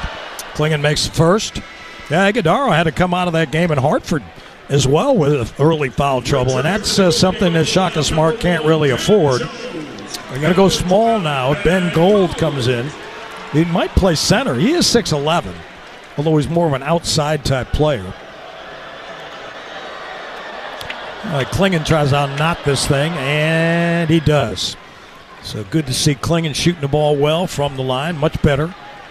UConn 18-17, 8:10 to go in the first. Gold out front left. Gives it on the left wing to David Joplin. Now they work against a little bit of a matchup zone look by the Huskies. Give it back outside to Chase Ross. He's guarded by Castle. He drives into the paint, and he took a shot and hit the bottom of the rim. UConn rebounds. Diarra on a run out. Gives to Spencer in the corner. Carabin delivers a triple. Great feed by Spencer. 21-17. UConn by 4. 7:40 to go. Transition 3. UConn running well. Great D individually by Castle that time against Ross. Got to kick it back outside to Joplin, who drives to the basket, and he's fouled by Spencer. Spencer upset. Got caught on a switch and committed the foul. So we get to the under 8-minute timeout at 7:34 to go, and UConn leading 21-17. It's a new season at Kohl's. Everyday styles at great prices. You can get more of what you want for less. Who doesn't want that? Find go-tos for going everywhere. Perfect picks for your home. Shop Kohl's at Kohl's.com today. Huskies by 4, 7.5 to go for Brown, Panderas, and Scott. UConn basketball on Learfield. Boston just birthed the biggest man-boy band of now time. They're fearless, a little reluctant, and creating a whole new genre of music for the year 24. This is Mike Crispino, voice of the Huskies. Oh yeah, these guys are almost pop music with a sound fueled by the Dung King's iced coffee. Iced coffee with a French vanilla swirl, vanilla shot, sweet cold foam, and cinnamon sugar topping. Order the whole Dung King's menu on the app for the Dung King's iced coffee. Or pop into a local Dunkin' and don't forget to add the Munch King's skewer. Dung King's, America runs on Dunkin'. Price and participation may vary. Limited time offer, terms apply. Big Y, your family market, is proud to be the broadcast booth sponsor of the Yukon Radio Network. Whether it's a meal for two or setting up a feast for the whole team, make sure to visit your local Big Y for it all. Grab some grinders, a party-sized pizza, even sushi and sandwiches. Big Y has all the essentials to satisfy even the hungriest crew. I'm iHeartMedia's Renee Danino, reminding you that it all starts with a trip to Big Y, your family market. It's more than food. It's my Big Y. Is your retirement game plan a well-executed play or a Hail Mary pass? Hi, I'm Eric Hogarth. At Johnson Brunetti, we've helped over 5,000 families prepare for and live in retirement. And now, we're proud to be the official wealth management partner of the Yukon Huskies. Visit us at johnsonbrunetti.com and get free financial planning books and resources. Johnson Brunetti, Retirement and Investment Specialists. Investment advisory services offered through JB Capital LLC. Insurance products offered through JN Financial LLC. The Huskies live here. You're listening to play-by-play coverage of Yukon men's basketball, presented by Key Bank. On the field, on the job, wherever your injury happens, Magna Physical Therapy, Connecticut's choice for sports medicine. Achieve potential through physical therapy. Magna Physical Therapy and Sports Medicine. They're in Avon and Canton. Online at magnapt.com. Wayne paints in the point. Yukon. What was that again? You heard me. Points in the paint. No, you said paints in the point. Oh, I did? Yeah, you did. Well, thanks for covering up for me. Points in the paint, 14-4. Yukon not with the lead there. So Marquette's getting what they want going to the basket, that's for sure. All we know is that under the basket is prime real estate. Points in the paint. Brought to you by Lewis Real Estate, the exclusive real estate company of Yukon Athletics. Points off turnovers have been big for Marquette as well. Huskies have 5 turnovers, and again, they've only averaged 7.5 turnovers a game the last 3 games, but those 5 turnovers mostly came early. Huskies have 2 turnovers off of Marquette, but points off turnovers, Marquette has 10, and Yukon has 4. You didn't let me finish about the exclusive real estate company of Yukon Athletics. Because if you're looking to buy or sell, you got to look to Lewis Real Estate, and their phone number is 860-404-2655. Well, I was afraid you're going to say paints in the point again. Don't fear that. There's a free throw is good by David Joplin. Rebounding 13-10 in favor of Yukon. They've got a 3-0 edge in second chance points. They've only got 2 offensive rebounds so far. They were so dominant on the glass and on second chance points that first meeting on February 17th. All right, Joplin's second one is off the back rim, no good, and it's rebounded by Newton. So Yukon holding a 3-point advantage, 21-18. Newton across the timeline, left to right, gives it up on the left sideline to Spencer. Out front it comes to Castle. Castle with a left-hand dribble and a handoff to Newton. Newton skips it right at Caravan. That's a long 3-ball off the right side of the rim. No good. It's rebounded by Diarra. He spins in traffic and he laid it in left-handed. The Junkyard Dog on the offensive glass, and then a left-handed layup, and Yukon by 5, 23-18. Hurley said he'd play his bench more early, and he's done that in this game. Stevie Mitchell, front court. The left gives to Cam Jones. He's guarded by Spencer. Now crossover. Jones trying to beat him off the dribble. Goes into the paint. Scoops it left-handed and in. What an offensive player he is. Cam Jones going one-on-one. Cuts the lead to 3, 23-20. Spencer on the left wing to Castle. Castle starts right outside the arc and a handoff to Newton. Back to the left, left-hand dribble. Newton in the paint, gets bumped, puts it up and in. Whoa, what a drive by Tristan Newton. Cool hand Newton. 25-20 Yukon. He was fouled on that play. I can't believe it's not a 3-point play. I'm with you. Here's Cam Jones.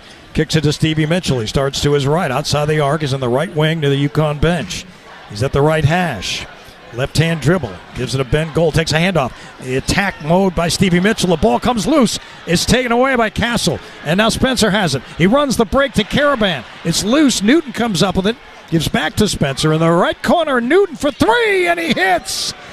Tristan Newton.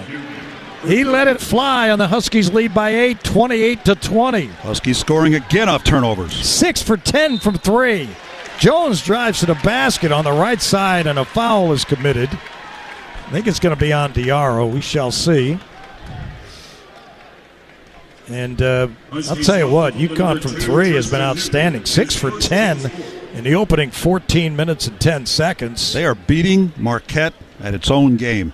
Marquette, a team that lives on the three-pointers. Of course, one of their best three-point shooters not playing, Tyler Kolek, a 40% shooter. But nonetheless, the Huskies, as Mike said, lights out 6 of 10, and Marquette only 1 of 4. Jones on the line, misses off the back rim. Diarra got the foul, Hassan's first. One thing UConn's done pretty well this year, except against Creighton on the road recently, they've been able to control the other team's three-point shooting. They had Marquette in Hartford, I think, went 5 for 23. You get a day like that and you keep a team from scoring the way they like to, and that's a problem. All right, Cam Jones, another opportunity here. Last 3 UConn opponents have shot 26% from 3. All right, he makes the second one of 2. A little three-quarter pressure here by the Golden Eagles. Huskies work to the front court. Spencer on the right wing, back out front to Castle. Iguodaro's back in. He's playing with 2 fouls with 5.5 to go in the first. Here's Castle. Starts to his right up the screen. Cut off there. Gives to Klingon. Gets it back again. Straight away on the basket. Fires it right to Spencer. Tough shot by Cam. And Cam delivers a triple. 7 threes by UConn. 31-21 they lead. Here's Cam Jones with an answer. And he hits. What a soft touch off the left sideline. Quick hitter by Cam Jones. And now he's got 8. Spencer with 6 after his 3-ball a moment ago. Here's Castle on a high point. And a high post that Karaban gets it back. Now Jalen Stewart has it. Back to Castle out front. He starts to his left. Gets a screen from Spencer. Gives it back to Cam. Can't get a shot off. Now he pulls up. Short range. No good. And rebounded by Jalen Stewart. The kick out to Castle for 3, no good. Another rebound by Jalen Stewart. He gives to Castle, who attacks and makes the shot.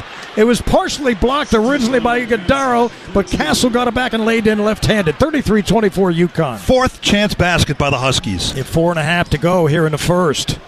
Here's Iguodaro at the high post. Right of the lane. He hands it up to Cam Jones, a shake and bake, trying to beat Spencer off the screen. Now he goes back at him along the right side of the paint. He banked it up and he missed it. And it's rebounded by Castle. Castle sprints to the front court on a bounce. It's Karaban to the basket and a 2-hand flush. The dime of the game brought to you by Dime Bank. Community banking lives here as UConn had an emphatic answer and they lead by 11. The first double-digit lead of the night as we go to the timeout called by Marquette with 4:11 to go in the first half. Skip the Yo-Yo Dining. Lose your weight for the last time with Awaken 180. You'll see results every week, and after reaching your goal, receive free support for life online at Awaken180weightloss.com. UConn 35-24, 4:11 to go in the first. From Brown Plain, Darris and Scott, this is UConn basketball on Learfield.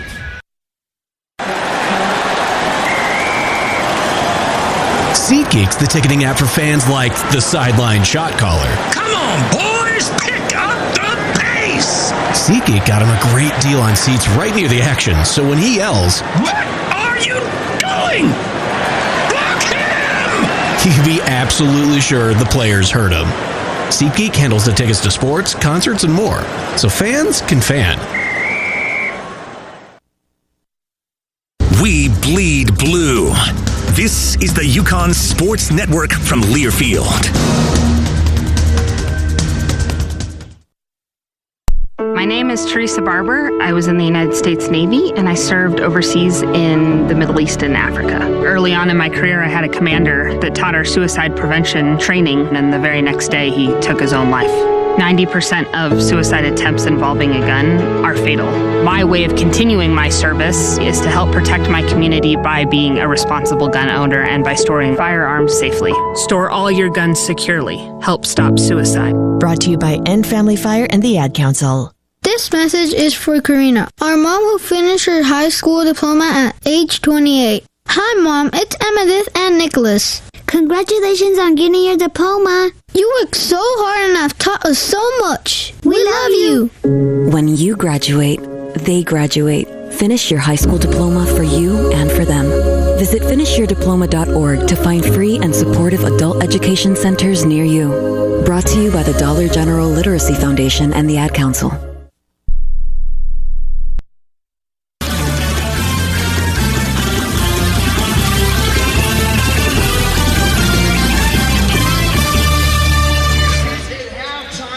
Dunk King's iced coffee with a French vanilla swirl, vanilla shot, sweet cold foam, and a cinnamon sugar topping. Order the whole Dunk King's menu on the app for the Dunk King's iced coffee, or pop into your local Dunkin'. America runs on Dunkin'. Price and participation may vary. Limited time offer. Terms apply. Now, you are the king of stats. Has UConn made 7 threes in any first half this year? That seems like a lot to me. Well, I know I'm putting the pressure on you. No, you're not. I got it. I just didn't know you were going to ask that question. So 7 in the first half? Yeah, 7 for 12 in the first half. 21 of their 35 points have been from Villanova last week. They arc. had 6. I know that doesn't count. Here's 7 against Xavier. That was that blowout game in Hartford against Xavier. 7 for 9 in the first half against Gonzaga. Wow. 7 for 12 against New Hampshire. Okay, they've done it before. I got you. You asked. I asked. That's why you keep me around. Then I receive. All right, here's Marquette, front court left. They go into a weave on offense. Iguodala at the high post, top of the key. The kick left to Ross, and Ross jab steps, drives inside, kicks to Cam Jones on the far sideline, guarded by Castle off a switch. He has to give it up to Stevie Mitchell. He switches off against Castle, tried to beat him off the dribble into the paint, and a foul is called on Castle. I'll tell you what, Steph Castle as a one-on-one defender is really special. That time, though, he reached in with his left arm, and he was called for the foul. Well, all the great things he's done. He's Big East Freshman of the Week for the 10th time, tying Carmelo Anthony for the most all-time. But it's overlooked a lot that he often gets the opponent's best guard or best small forward, and he does a pretty good job locking those people up. No doubt. Chase Ross gives it up front to Stevie Mitchell, who starts to his left. Back to Jones. He tries to blow by Spencer. Clinging there to help him out. Has to kick it back outside. Now they're down to 8 to shoot. It's Ross. Long three. I mean, a bomb. Short off the left wing. And saved. Caravan comes up with it, though. And he hands to Castle. 3:20 to go in the first. UConn by 11. Castle front court right. On the left sideline to Spencer. Back to Castle. Castle between the rings, straight on the basket with a left-hand dribble, gives to Caravan, and now on the high post handoff, it's Klingon. Klingon left of the lane, shovels it over to Castle behind the screen. Castle works, drives into the paint, backs away now, trying to get a shot off, puts a floater up and makes it. Castle with a great play. UConn 37-24. Now he's 2 for 8. He's got 4 points. Under 3 to go. Here's Cam Jones and a handoff to Stevie Mitchell. Gets it back. Jones drives the baseline. Clinging back there to help. Jones keeps it, runs all the way to the UConn bench. Now he hands off to Chase Ross. Ross now backing Caravan in. The backdoor cut is picked up by Lowry. Now he's going to fire it back outside. Now they're down to 6. It's Ross driving, kicking to Mitchell. He can't get a shot off. Now they're down to 2, and a foul called on Spencer with 1 second on the shot clock. Wow. Second foul on Cam Spencer. Almost a bailout call, but I guess contact is contact, even with 2 seconds on the clock. That was a really good defensive stand by UConn until that foul. It was. They doubled, solid 30 seconds. Doubled really well, and then anytime somebody tried to penetrate, there was number 32, Donovan Klingon, saying, I don't think so. All right, Mitchell on the line, where Marquette's 2 for 4. Both teams are 2 for 4 on the line. Stevie Mitchell is on the line. He's a junior out of Reading, Pennsylvania. Danielle Marshall's hometown. Yeah, first one is good. Stevie Mitchell, a real energy guy, and I like when Dan Hurley told you in the pregame interview, Mike, today, that he's very much like Andre Jackson was to UConn. Does all the little things that help you win. Yeah, no question. He had a 15-point game against Creighton on the road in their last game, and 9 rebounds, too, so he can do a little of everything. He makes both free throws. 37-26, UConn by 11, 2:25 to go here in the first. This is Castle across the timeline, being guarded one-on-one by Ross. The high post give to Newton. The right corner, Stewart, back to Ross. They go down low, they get the catch by Klingon, and he put it in left-handed. Oh, great feed by Caravan, and a finish by Klingon, 39-26 UConn. Here's Cam Jones on a handoff to Gold, who turns and fires. He got another one. He is dangerous out there. You give him an inch and he'll take a mile. He hits a triple, cuts the lead to 10, 39-29. Castle, front court right, out near the Marquette logo. Gives it up to Newton. Newton on the right wing, ball over his head, being hounded by Mitchell. Gives back to Castle. Left wing Caravan, down low to Klingon, working on Ben Gold. They double him. Klingon pounds it inside, and he gets fouled. Excellent patience by Donovan. He felt the double team coming, and then he went into his shot and was able to draw contact. So now we get 2 free throws here with a minute and a half to go in the first. Ben Gold picks up his second foul. One of several guys that were around Donovan Clingan when he tried to make that post-up move inside. Marquette trying to beat a top 2 team for a second time in a season. For the first time ever tonight as they play UConn. And Clingan's first free throw rattles in and out. Jalen Stewart comes out. Diarra comes back in. This is also their 4th meeting with a top 10 team. The most they've had since 73-74 when they played 5 top 10 teams. When Spencer left the game with 2 fouls, they brought in Jalen Stewart for a minute, and now Stewart's out. Hassan Diarra's in. All right, Clingan 1 for 2, 40-29 UConn. And Clingan now with 5 points. Here comes Marquette's Iguodala into the paint. Little jump hook right-handed, no good. Clingan, good D. And he got the rebound, too. He's got 5 of them. Hands to Newton. Tristan to the front court. 1:20 to go in the first. Newton holds and gives up on a bounce to Castle on the right sideline at the hash. Gives back to Caravan. He drives on Iguodala, try to lay it in, lost it. And Clingan got the rebound. It comes loose to Caravan. Now Castle into the paint, dumps to Clingan. He can't get a hand on it. Now he dives. Diarra comes up with it, and Diarra banks it in. How about that? The big man, Donovan Clingan, with a hustle on the dive. And he tipped it to Diarra, who banked it home. That was the 3rd chance basket by the Huskies. Here's Joplin on the right wing, and he runs over Newton. And an offensive foul is called. So Tristan Newton stepping in defensively. Team high 8th charge taken this year by Tristan. That's his first, the team's 5th. 5th team foul. It was a good play and a good call as Joplin ran him over. Let's see if UConn wants to call a timeout here. I think Dan Hurley's trying to get a timeout. And he is going to get the 30 called. Timeout UConn. And the crowd getting a little restless as UConn leads 42-29. Joplin with his first foul, that offensive foul.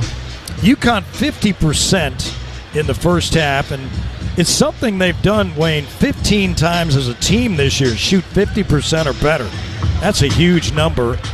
And they also, obviously, from three-point range, 7 of 12. UConn this year, 13 times has had 10 or more threes in a game. Another reason why they're having this kind of a year at 26-3.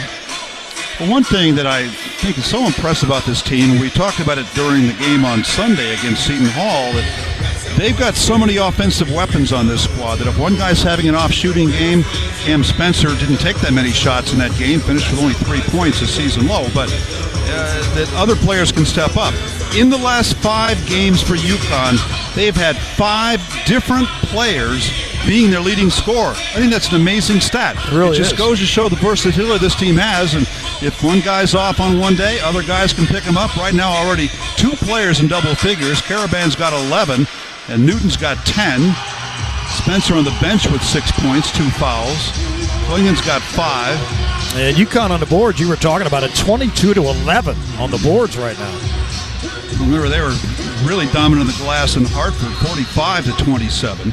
And again, Kolek out, their second leading rebounder. Here's Newton and Castle working against this little 1-2-2 zone press, and they get it across the timeline on the right side of the court. Shooting at the basket where the Marquette bench is. Out front, Clingan gives back to Castle. They work together with Newton. Back to Castle straight away up a high screen by Diarra. And Castle is called for an offensive foul as the call was earned, I think, by Chase Ross. I mean, he certainly looked like he got hit. I saw a little flop in there my own self. Yeah, Brian O'Connell didn't see it your way. Anyway, UConn wants to go to the bench here, and I think Solo Ball's going to come in. Probably for Castle, who's now got 2 fouls. Yeah, Castle comes out. But this is, again, what Dan Hurley was talking about yesterday, that in these last 2 games that don't mean a whole lot except maybe the potential losing the 1 seed if you lose a game or 2. But nonetheless, you're going to be seeing more from the bench, and he clearly began to go to the bench a lot earlier in this game. He went to Johnson early on. He got in quick foul trouble, but he's played Stewart a lot. He's played Diarra. He's been very productive. All right, Cam Jones crossed the timeline, guarded by Diarra. Out near the timeline. UConn's got 17 fouls. They don't want to foul here. Jones is taking the clock right down. The shot clock's been turned off. There's 10 seconds left in the half. Gives it up to Mitchell on the left wing. Now Gold, guarded by Stewart. Down low to Iguodala. He attacks down low, and a jump hook is good. With 2 seconds left, Diarra will throw it up. That'll end the half. And Iguodala's bucket on a little hook shot gives him 6 points and an 11-point lead for UConn instead of 13, 42-31. Big man Iguodala able to post up Caravan with Klingon on the bench. Iguodala ends with 6. UConn gets 11 from Caravan, 10 from Newton. Stay with us. The KeyBank Halftime Report with Zach Linfield coming up next. It's presented by Brown Payne, Darris, and Scott. UConn 42-31 at the break. This is UConn basketball from Learfield. Out of Bradley Airport and need a safe, reliable place to park your car? Trust your vehicle to Laz Fly Off-Airport Parking, located on Route 75 in Windsor Locks. They have both valet and self-park options to fit any budget. Laz Fly is open 24 hours a day and will get you to the airport on time every time. Join their loyalty program to earn points for free parking, and be sure to ask about their corporate discounts. Save 20% by pre-booking online at lazfly.com. Laz Fly is the official parking company and a proud supporter of UConn athletics. Connecticut Business Systems, a Xerox company, is a proud sponsor of the UConn Huskies. We're Connecticut's largest provider of leading Xerox office technology, workflow automation, managed print services, software solutions, and audio-visual technology. We operate locally to offer you superior service and support, combined with the most advanced technology available in the industry. Our sales professionals make it their business to understand yours. So please contact us today for a free office technology assessment. Visit us at cbs-gisx.com or call toll-free at 1-800-842-0009. At KeyBank, we know a small moment like, what's it like to have a yard? Can lead to an even bigger question like, am I ready to buy a home? And that's the type of moment where we'll meet you, prepared to talk about everything you need to know when applying for a mortgage, so you can try to turn those backyard dreams into reality. Paul? Yes? Question. Are you a hammock person? You know, I think I might be. For every financial need, we'll meet you in the moment. KeyBank opens doors. NMLS 399797, Equal Housing Lender. College sports fans now have access to hundreds of weekly podcasts that zero in on the college sports world.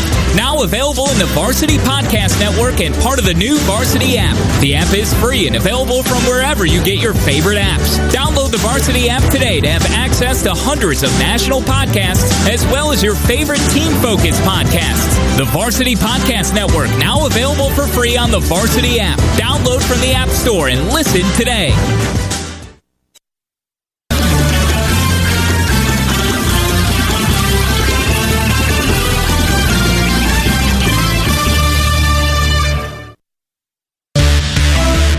$20 minutes are in the books. This is the KeyBank Halftime Report. KeyBank is the exclusive retail bank of UConn men's basketball. Coming up, we'll recap the first half and check scores from across the country. Now, let's go to the Learfield Network studios. Welcome to the KeyBank Halftime Report. UConn enters the break leading Marquette by a 42-31 score after 20 minutes. Zach Linfield with you from the Learfield Network studios. And this is round 2 of Huskies and Golden Eagles, this one being played at the Pfizer Forum in Milwaukee. Scores for the Big East. One game has just gone final, and it has a lot to do with next weekend's Big East tournament and who UConn may play in the quarterfinals. Xavier was at Butler, and Butler from Hinkle Fieldhouse in Indianapolis just moments ago took it away 72-66. One other final from the Prudential Center in Newark. Seton Hall handled important business with Villanova by a 66-56 tally. The Pirates were listed as the last 4 in the latest bracketology, while the Wildcats were in the last 4 buys position. Dre Davis, 18 points, 7 boards, and 4 blocks for the Hall. So those two teams will likely be flipped come tomorrow morning. An update on women's hockey as they skate against Boston College. They are in the overtime period now, 1 goal apiece against BC from Toscano. Coming up next, we'll check the top 25 slate tonight on the KeyBank Halftime Report. That's on the backside of this timeout. From Brown, Payne, Darris, and Scott, the halftime score, UConn 42, Marquette 31. You're dialed into UConn Hoops from Learfield. All movers and shakers, those cranking around on crutches, the high-heeled, the ready-to-be-healed, the always on your feet. We are masters of mobility, healers of joints, muscles, bones. What moves you, moves us. We are UConn Health Orthopedics and Sports Medicine, where we practice what we teach. Here, academic medicine, research, and clinical care unite as one relentless power. Because together, anything is possible. Visit us at health.uconn.edu.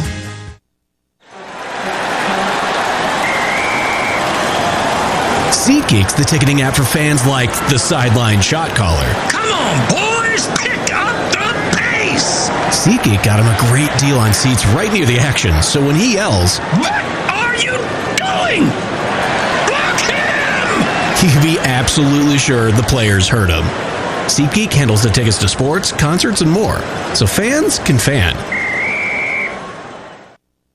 Keeping you ahead of severe weather is the most important thing we do. Hi, I'm Channel 3 Eyewitness News Chief Meteorologist Mark Dixon. And I'm Meteorologist Scott Haney. We're doubling down on our commitment to you with something you won't see anywhere else. First Alert Weather. It's our promise to alert you as far in advance as possible. Simply put, when we know, you know. So you have more time to plan, prepare, and to keep your family safe. This is why we First Alert. Dunkin' is dropping a new kind of energy. I'm Mike Crispino, voice of the Huskies, introducing Sparked Energy by Dunkin'. It's energy for the fun of it. Available in 2 full-on delicious flavors, Berry Burst and Peach Sunshine. It's what you need when your afternoon needs you to get going. A revitalizing burst of caffeine, vitamins, and minerals gives you the energy to turn the fun up to 11. True story. Drop by or order ahead on the Dunkin' app and get a medium Sparked Energy for $3. Fruit-flavored, contains 0% fruit juice, caffeine from caffeine and guarana. Participation may vary. Limited time offer, terms apply.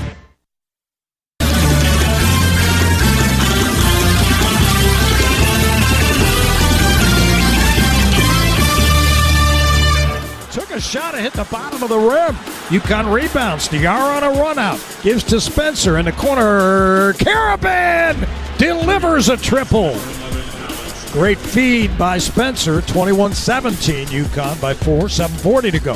Mr. Big Shot's got 11 for the Huskies. Alex Carabin, 42-31 is the score at the break as we welcome you back into the KeyBank Halftime Report. Zach Linfield with you as we scan the top 25. For the scoreboards, a couple of games that are still rolling along, but we'll check on one that just went final from the Breslin Center in East Lansing, Michigan. 53-49, Michigan State comes from behind to beat Northwestern for a battle on the bubble. Inside the top 25, number 6 Iowa State in Ames at home against 20th rated BYU. The Cougars on top 29-22 with 4:30 to play in the first. Also in the first half at the under 8 timeout, number 15 Kentucky trails Vanderbilt, who is just 3-13 in the SEC, 22-20. One game still yet to tap. Number 22 Utah State will be at San Jose State, who is 2-15 in the Mountain West. That comes up here in just a few moments. Couple of final scores. Top-ranked Houston able to erase a 3-point halftime deficit in Orlando against UCF and outlast the Knights 67-59 behind LJ Cryer's 25 points. Speaking of strong performances, Dalton Knecht led the way for number 4 Tennessee with 26 of his own. The Vols exit Columbia with a strong 66-59 win over 17th rated South Carolina. As they skate in overtime, the women's hockey team has no update in the extra period. Hopefully we'll have one, and I'll give that to Wayne Norman once we have the final score. Wayne is next with his first half stats after this word from some network sponsors. Stick with us on the KeyBank Halftime Report. As the halftime score, Huskies 42, Golden Eagles 31. You're locked into UConn men's basketball from Learfield, presented by Brown, Penderis, and Scott. Station Events is the official production partner of the UConn Huskies, the ultimate one-stop source featuring audio, video, lighting, staging, talented DJs and musicians, photography and videography, stunning decor and florals, and much more. As we celebrate our 40th anniversary, we want to thank UConn Nation as we look forward to the next 40 years. Visit us at powerstationevents.com and let us help you plan your next awesome event. Planning a move? Let Lippincott Van Lines, the official mover of the UConn Huskies, take the worry and stress out of your relocation. Whether you're moving across the country, across the world, or just across the street, Lippincott Van Lines will handle your packing, moving, and storage needs with the care and quality they deserve. If the UConn Huskies football team can trust Lippincott to get their gear to the field on time, you can trust them to get your items where they need to be. Call Lippincott Van Lines today for a free estimate at 800-245-8563. Looking to score a home run in the real estate game? Look no further than Lewis Real Estate. We're not just about the commission. We're about giving back to the community. With below market fees and personalized attention, we're the advocate you need in your corner. Don't settle for less. Choose Lewis Real Estate and make your real estate dreams a reality. Visit the Lewis Business Center, conveniently located at 994 to 1000 Farmington Avenue, West Hartford. That's SLewisRealEstate.com, the exclusive real estate company of UConn Athletics. At KeyBank, we know a small moment like, what's it like to have a yard? Can lead to an even bigger question like, am I ready to buy a home? And that's the type of moment where we'll meet you, prepared to talk about everything you need to know when applying for a mortgage, so you can try to turn those backyard dreams into reality. Paul? Yes? Question. Are you a hammock person? You know, I think I might be. For every financial need, we'll meet you in the moment. KeyBank opens doors. NMLS 399797, Equal Housing Lender.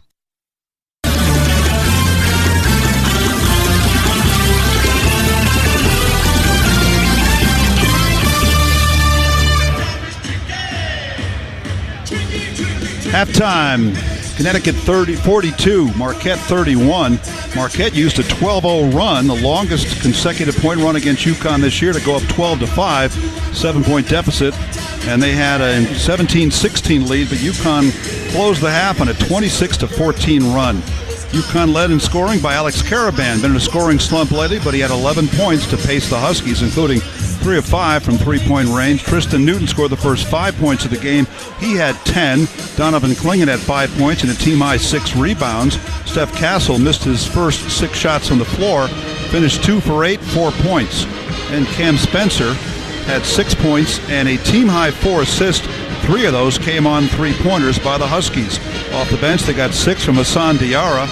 Samson Johnson, Jalen Stewart, solo ball, did not score. While for Marquette, they were led by Oso Ighodaro, Cam Jones, and Stevie Mitchell, each with 8 points apiece. But off the rest of the starting lineup, they got only 1 point. David Joplin had that point. Chase Ross started, did not score. And off the bench, they got 6 and a pair of threes by Ben Gold and nothing from Trey Norman and Zayd Lowry. UConn 16 of 32, 50%, and 7 of 12 from three-point range. That's the 5th time this year they made 6 threes in a first half of a game. And UConn was 3 for 6 from the line. Marquette was 44%, 12 of 27, 3 for 7 from 3, and 4 for 6 from the line.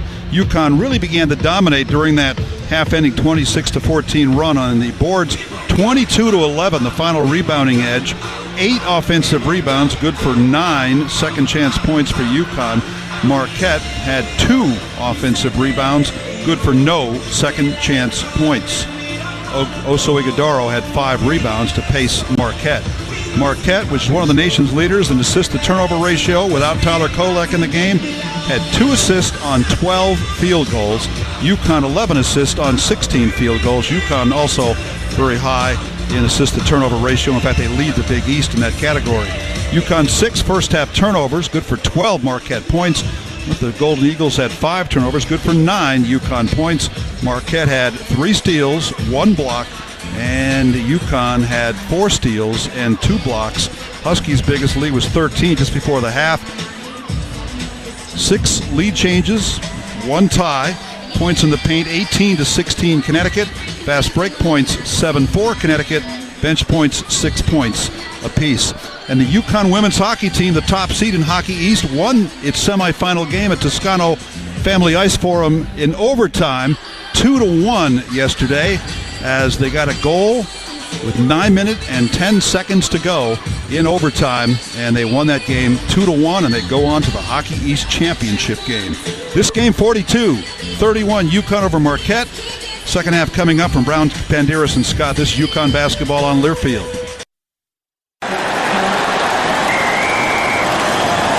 SeatGeek's the ticketing app for fans like the sideline shot caller. Come on, boys, pick up the pace! SeatGeek got him a great deal on seats right near the action, so when he yells, "What are you doing? Block him!" he can be absolutely sure the players heard him. SeatGeek handles the tickets to sports, concerts, and more, so fans can fan.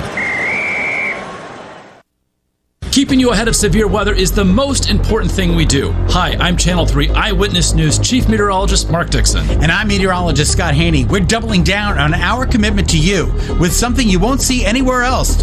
First Alert Weather. It's our promise to alert you as far in advance as possible. Simply put, when we know, you know. So you have more time to plan, prepare, and to keep your family safe.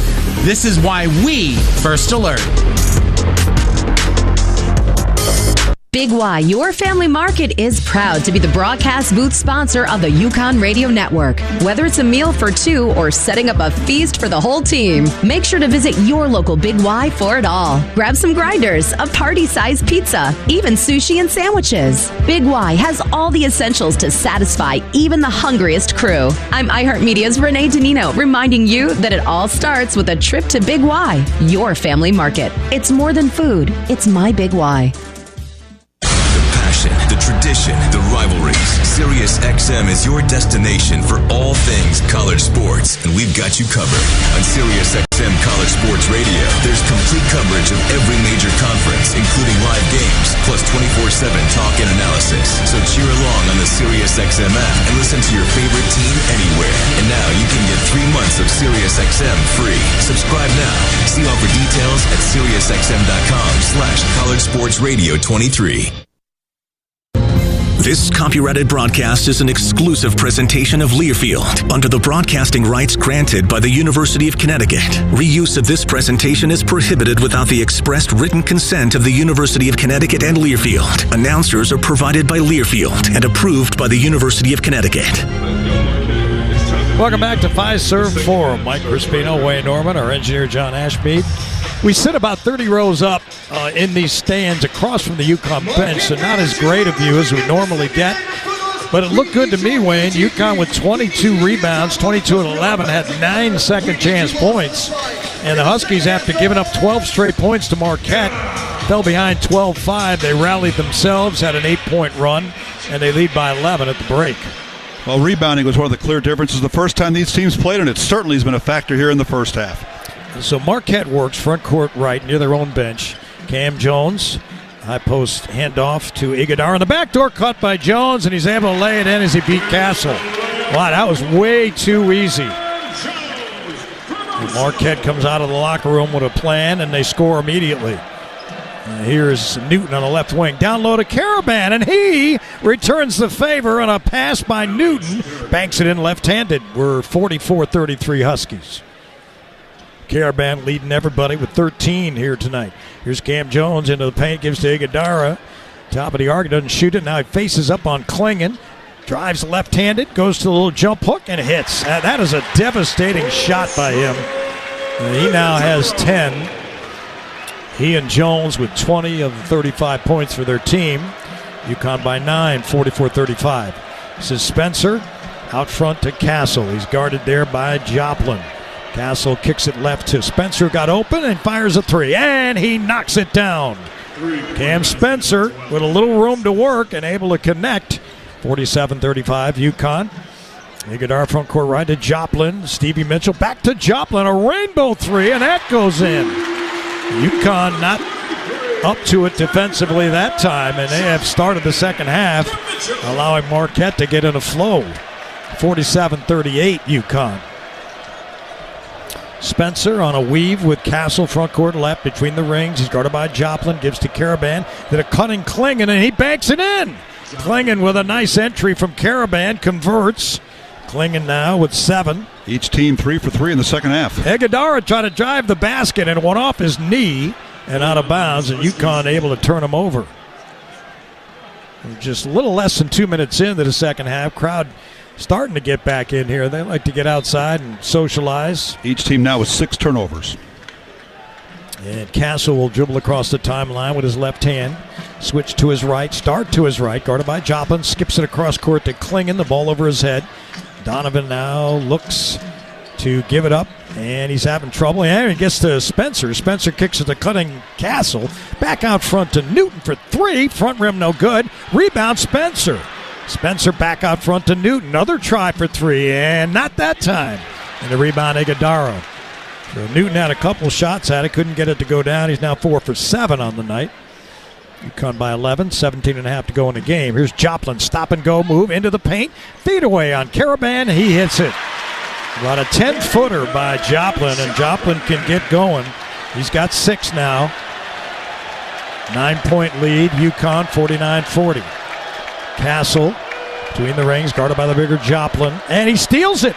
Castle comes up with it himself, gives it back to Spencer. Spencer now to Newton, drives into the paint, puts up a wild shot, missed it. Rebounded by Klingon, he puts it up, missed it again, got his own rebound and banks it in.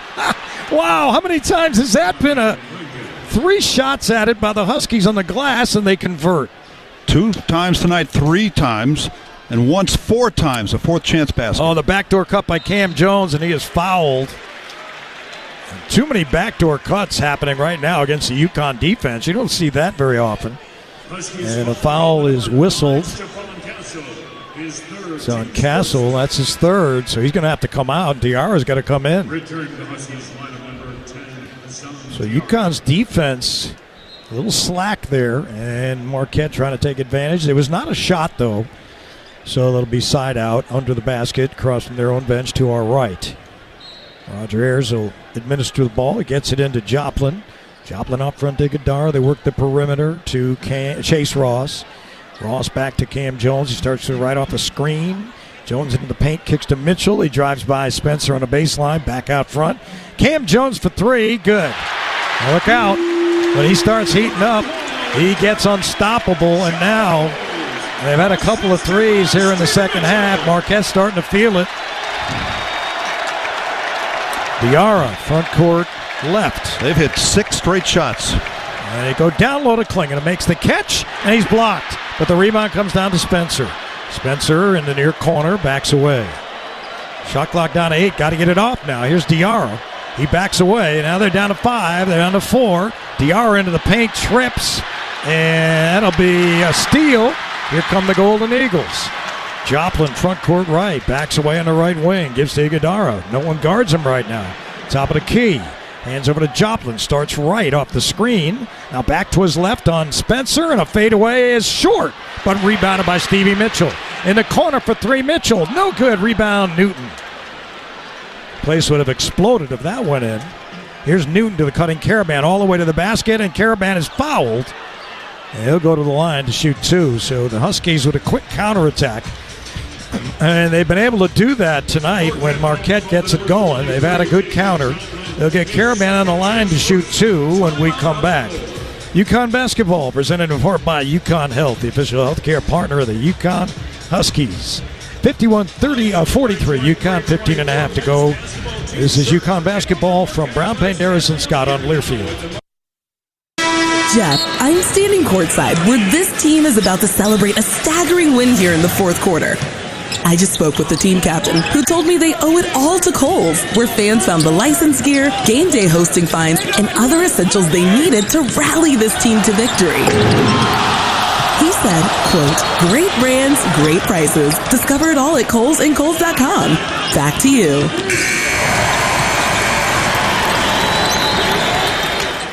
Are you traveling out of Bradley Airport and need a safe, reliable place to park your car? Trust your vehicle to Last Fly Off-Airport Parking, located on Route 75 in Windsor Locks. They have both valet and self-park options to fit any budget. Last Fly is open 24 hours a day and will get you to the airport on time every time. Join their loyalty program to earn points for free parking, and be sure to ask about their corporate discounts. Save 20% by pre-booking online at lazfly.com. Last Fly is the official parking company and a proud supporter of UConn athletics. Connecticut Business Systems, a Xerox company, is a proud sponsor of the UConn Huskies. We're Connecticut's largest provider of leading Xerox office technology, workflow automation, managed print services, software solutions, and audio-visual technology. We operate locally to offer you superior service and support, combined with the most advanced technology available in the industry. Our sales professionals make it their business to understand yours. So please contact us today for a free office technology assessment. Visit us at cbs-gisx.com or call toll-free at 1-800-842-0009. The UConn Huskies are on the air. This is UConn men's basketball. Now, back to our Big Y broadcast location. Mitchell Jeep is Connecticut's newest Jeep retailer at their all-new state-of-the-art dealership, offering exceptional customer service in the community for over 100 years. And tomorrow night, 6, it's the final women's basketball coaches show with Bob Joyce and Gino Oriema. Head of the Big East tournament, followed at 7 by the men's hockey regular season finale with Vermont in stores. So catch all the action Thursday night along the UConn Sports Network, Varsity Network app, and the VarsityNetwork.com. Women's hockey team goes on to the championship game for Hockey East on Saturday. They'll play Northeastern at noon at the Toscano Family Ice Forum in stores. Catherine Stockdale, the overtime goal to beat Boston College in the semifinals just moments ago, 2-1. Marquette has outscored UConn 12-9 here in the second half as the Golden Eagles made their first 5 shots of the half, but they just can't contain UConn on the glass. It's now 27-13. UConn's overall rebounding edge led by 8 from Klingen. The Huskies have 12 offensive rebounds, 3 by Caravan, 3 by Klingen, and they have 11 second chance points to none for Marquette. There's a big difference in this game that has UConn up by 8. The same rebounding dominance UConn showed when they basically decimated Marquette on February 17th at the XL, 81-53. And Marquette without their premier playmaker, Tyler Kolek tonight, second game in a row he's missed. And he'll miss the finale of the regular season as well with an oblique injury. We don't know how serious it is. Hope for the best for him, though. One of the great players in the league. Last year, the best player, as Caravan's first free throw goes in. He's now made 21 of his last 22 free throws in 13 games. Yep, Caravan's played the most minutes, 22 tonight. He's got the most points, 15 points. As Dan Hurley was talking about the other day, guess what? He made both of them. He is a player that gets better in March, and you got to love that. Here's Iguodala. He drives to the basket, trying to bank it up, and a foul is called. I think it's on Tristan Newton. It is. That'll be his first. And so Marquette really aggressive going to the basket, trying to go out and draw contact. They're able to do it. You know, Caravan didn't have a great game on Sunday against Seton Hall. 1 of 8 from 3, 5 of 13 overall. But I thought it was significant. He played the most minutes, 32, and he had the best plus-minus on the team at plus 37. So obviously Coach Hurley liked what he did, and he talked about that yesterday and said he just makes other players better. He's on the floor. Number one, you got to spread the floor defensively because he is a threat from out there. And number two, he gets the ball to the right guys, and he sets great picks. Iguodala makes 1 of 2. He missed the second. It's rebounded by Klingen. And Donovan now with 9 rebounds. Here's UConn front court left. Diarra's in the game along with Spencer in the backcourt and Newton. Klingen up front with Caravan. Newton and the backdoor cut Diarra, and he's able. Oh, he missed the shot. He had a left-hand layup and went in and out. And Marquette rebounds it. Here's Iguodala attacking Klingen, and he missed the shot. It was a banker. There was a lot of contact. Now the Huskies run the break. Diarra pulls up in the near corner back to Spencer. Front court left, Caravan long down. Oh, boy, what a three. Way downtown from Mr. Big Shot. And UConn leads 56-44. Spencer found him that way, right top of the circle, deep. All right, here's Cam Jones off the screen. He has to kick it left to Stevie Mitchell at the hash near his own bench. Mitchell picked up by Spencer on a switch. Now stop and go move into the paint. Can't get the shot off. Gives to Iguodala, and his shot is blocked by Klingen. And it's in the hands of Newton. That's 2 for Donovan. Newton to the front court, gives to Caravan. A left wing to Diarra. Back out front to Caravan. He starts to his right, and the ball nearly stolen by Mitchell, but he is called for a foul, and Shaka Smart is really upset at Roger Ayers on that one. It'll be UConn basketball. That is the second team foul. Crowd just saw the replay, and they're not so sure that was a foul on Mitchell. Here's Diarra on a handoff to Newton on the weave on the perimeter. Newton pulls up on the right. Now he attacks the paint, kicks it left to Diarra on the sideline, back to Caravan. Even further three. That one's short straight away, and that's rebounded by Mitchell. Caravan on the night 6 of 9, 4 for 6 from 3. Here's Cam Jones, front court right, between the rings. Gives it up to Mitchell, drives into the paint, kicks it out to Iguodala. A little floater banked in that time by Iguodala. And it's a 10-point lead, 56-46 UConn. Iguodala now with 13. He and Jones have 26 of the 46 for Marquette. Spencer, front court left, and the high post bounce pass to Klingen, and a handoff to Diarra. He starts to his right, picked up by Ben Gold. Diarra now picks up his dribble, gives on the high post to Klingon. Back to the basket, Klingon to Newton. Newton into the paint, spins, dumps to Caravan, and the ball is stolen away by Stevie Mitchell. And now Newton almost stole it from him, and a foul is called on Tristan. That's the second on Newton. All right, Klingon comes out. Samson Johnson comes back in. He had to leave with 2 early fouls. Only played 5 minutes in this game. Klingon's played 20. Newton dished the ball down low to Caravan. Caravan went up, and as he went up, Stevie Mitchell just swatted the ball out of his hands. And that's 5 steals by Marquette. Here's Iguodala, top of the key, guarded by Samson Johnson. A couple of dribbles, puts it on the floor, kicks to Joplin for 3, and he hit. Or Trey Norman, pardon me, with the triple, and now it's a 7-point game with 12:50 to go. Norman had been 2 for 19 in Big East games from 3. There's Spencer between the rings. Skips it right to Diarra. Back to Spencer. Up fake. Step into a 3. Got it. Spencer quiets the crowd. Has a few words on the way back, too. Spencer with a big-time 3. He's got 12. On the drive, Cam Jones missed the layup. It's loose, and Caravan comes up with it. No, it went off your knee, Alex. No, Alex trying to sell it to the official, but he couldn't do it. Good help, a good second effort, I should say, by the Marquette defender. Stevie Mitchell will knock it off Caravan's knee and out of bounds. 10-point lead for UConn, 59-49, 12:20 to go. Huskies now 10 of 18 from three-point range. Yeah, out front to Stevie Mitchell. He's guarded by Newton. A switch, Diarra on him. Diarra almost stole it. Mitchell drives into the paint, try to post him up, kick it back outside of Cam Jones. Jones with a ball fake and a crossover and into the paint on Newton, and Newton is called for a foul, and Newton's upset. It was before the shot, I believe, but that's going to be... That's his third. So that means Castle's got to come in here. Castle's got 3, so now UConn's got some foul issues to deal with. Tristan Newton rarely gets in foul trouble for the Huskies. Well, he's got to go to the bench. It was not a shooting foul, I don't think. He leaves with 10 points, 5 rebounds, and 2 assists. So it'll be side out along the baseline from Marquette to our right near their own bench. And Norman trying to get it in, and he gets it into Iguodala barely along the left sideline. It's guarded by Samson Johnson. Iguodala trying to post up, power move in on Johnson. They go to the double. They kick it over right to Norman. Crossover move in against Castle, who's got 3 fouls, puts it up and in, and he's fouled. And now Castle's got 4. Now UConn has got some issues here. The under 12-minute timeout, and they're going to have to regroup. It's an 8-point game. And now they've got 2 men in serious trouble. Castle with 4 fouls. Newton with 3. And the lead is 8. UConn basketball presented in part by Johnson Bernetti. Proud to be the official wealth management provider of the UConn Huskies.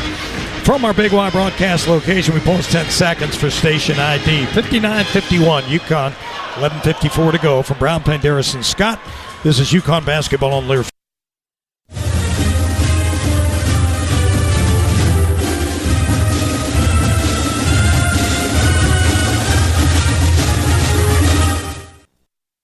A home run in the real estate game? Look no further than Lewis Real Estate. We're not just about the commission. We're about giving back to the community. With below market fees and personalized attention, we're the advocate you need in your corner. Don't settle for less. Choose Lewis Real Estate and make your real estate dreams a reality. Visit the Lewis Business Center, conveniently located at 994 to 1000 Farmington Avenue, West Hartford. That's SLewisRealEstate.com, the exclusive real estate company of UConn Athletics.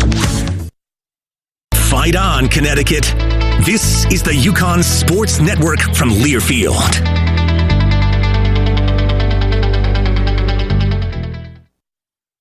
And here's Heather with the weather. Well, it's beautiful out there, sunny and 75, almost a little chilly in the shade. Now, let's get a read on the inside of your car. It is hot. You've only been parked a short time and it's already 99 degrees in there. Let's not leave children in the back seat while running errands. It only takes a few minutes for their body temperatures to rise, and that could be fatal. Cars get hot, fast, and can be deadly. Never leave a child in a car. A message from NHTSA and the Ad Council. The possibility of lung cancer can be pretty scary, especially if you're one of approximately 8 million current or former smokers at high risk. That's why SaveByTheScan.org wants you to know that now there's a breakthrough low-dose CT scan that can detect lung cancer early, and it only takes 60 seconds. You stop smoking, now start screening. For an easy quiz to see if you're eligible, visit SaveByTheScan.org. It could save your life. SaveByTheScan.org is brought to you by the American Lung Association's Lung Force Initiative and the Ad Council.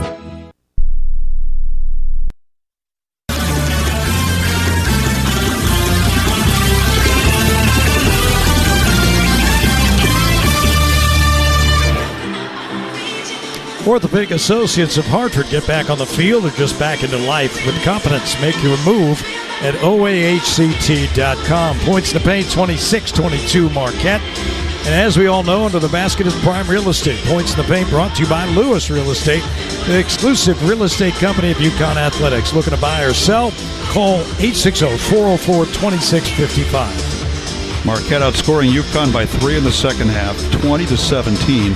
Both teams are now shooting 49% from the floor, but Marquette has climbed back up with a 57% shooting second half. They made their first 5 shots of the half.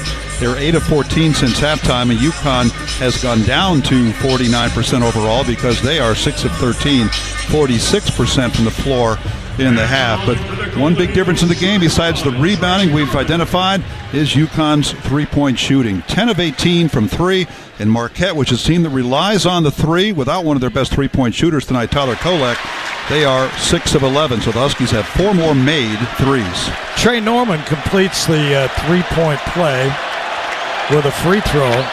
He's now got 6. UConn front court right. Here's Jalen Stewart in trouble, and he almost threw it away. Along the right sideline to Samson Johnson, and he throws it off of Marquette's player's leg. That was a smart move, because UConn was in trouble right away on the press. And so they will inbound along the right sideline. But who's going to inbound the ball? Jalen Stewart, I think, is going to do it. Right in front of Tom Moore and Kamani Young, the coaching staff, next to Dan Hurley, who stands. Stewart gives it up to Diarra. 15 to shoot. Here's Spencer. Back to Diarra on the right wing. Back to Spencer. They play catch.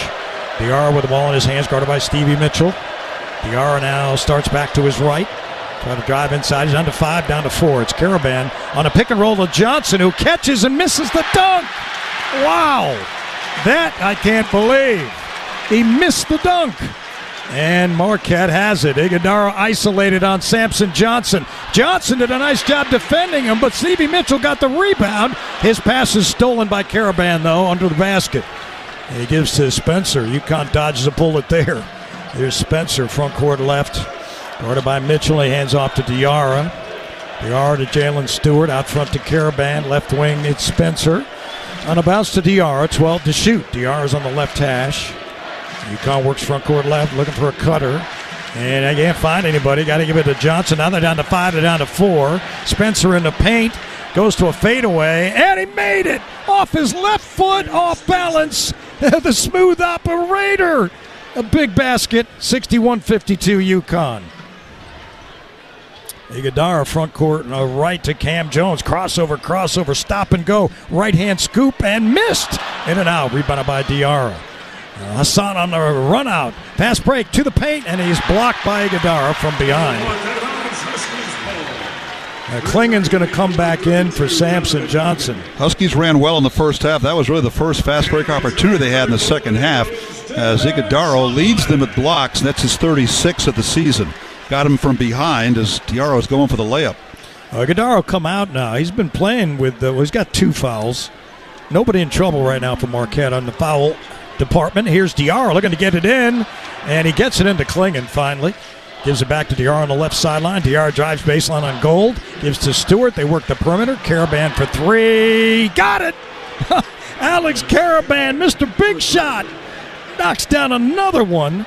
That's 5 threes for him tonight, and he leads the way with 21 points. There was nobody within 20 feet of him when he took that shot. 64-52, and it was a long-range one. It wasn't at the line, that's for sure. No toes on the line there. Spencer's 6th assist. Cam Jones drives, and he's able to beat Diarra off the dribble and get an easy layup.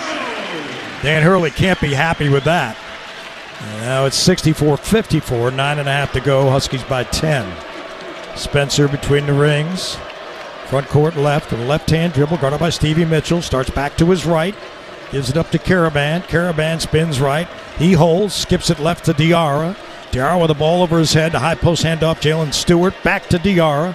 Now they're down to 7. Now they're down to 6. Diarra's going to make it happen. He goes into the paint, try to lay it up, lost. Caravan stole it. He got it to Klingon. He missed the layup. He got it back, and Klingon dives. And what do we have? We better get a possession. Yeah, we do, and it'll be UConn ball. Well, this will be another third chance opportunity for UConn. That initial layup by Diarra went off the bottom of the rim. Well, Klingon, I misspoke. He didn't miss a layup. He missed a short, about a 5-foot shot at the rim that time, and that's what created the loose ball, and he was able to dive on it and get the held ball. And I think it's going to be, are they going to review this? I'm not sure what they're doing here. Well, UConn's got the arrow. Maybe they're saying that UConn didn't hit the rim before the shot clock expired, but I don't think that's correct. Well, they just called it a held ball. But I'm saying before the held ball, I think that's what they're looking at. We'll see. So that's 2 more offensive rebounds for UConn, now with a 34-19 overall rebounding edge. Hey, what are you doing Saturday night? I'm going to Providence with you. That's the best I can do. You're Mr. Excitement, I'll tell you. And John Ashby will come too. Our engineer will be on hand. The regular season champ are UConn women. Well, I got ahead of myself. This is the women. They're going to begin defense of their Big East tournament. We can't go to this. It's earlier in the day. Right. They're going to play in the quarterfinals against Providence or Butler at Mohegan Sun Arena on Saturday. Coverage with Bob Joyce and Deb Fisk at 11:30 Saturday here along the UConn Sports Network, the Varsity Network app, and the varsitynetwork.com.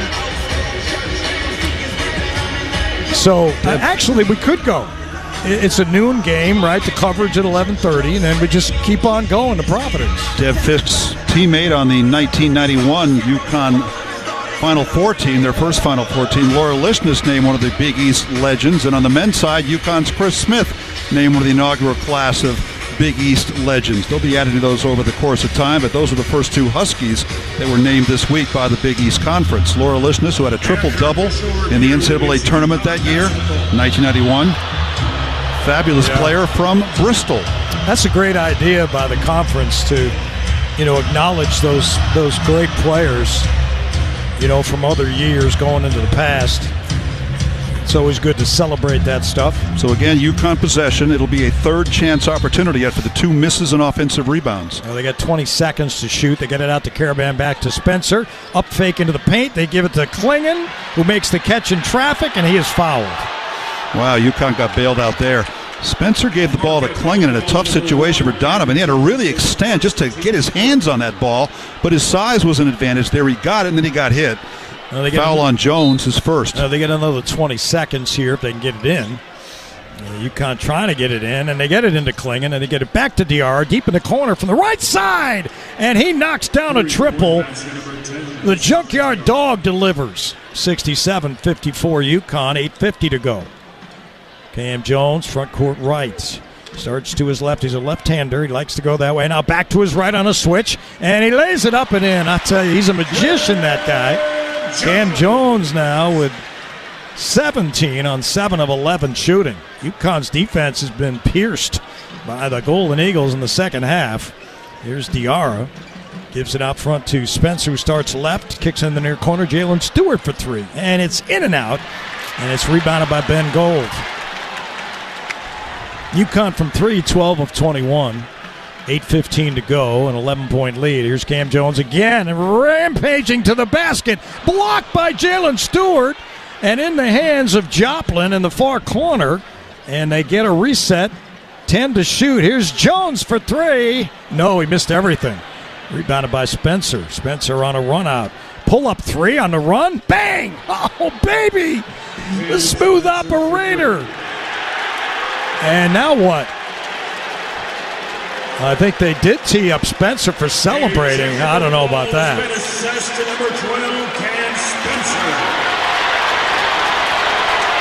All right, so we go to the media timeout. The Marquette crowd is into it.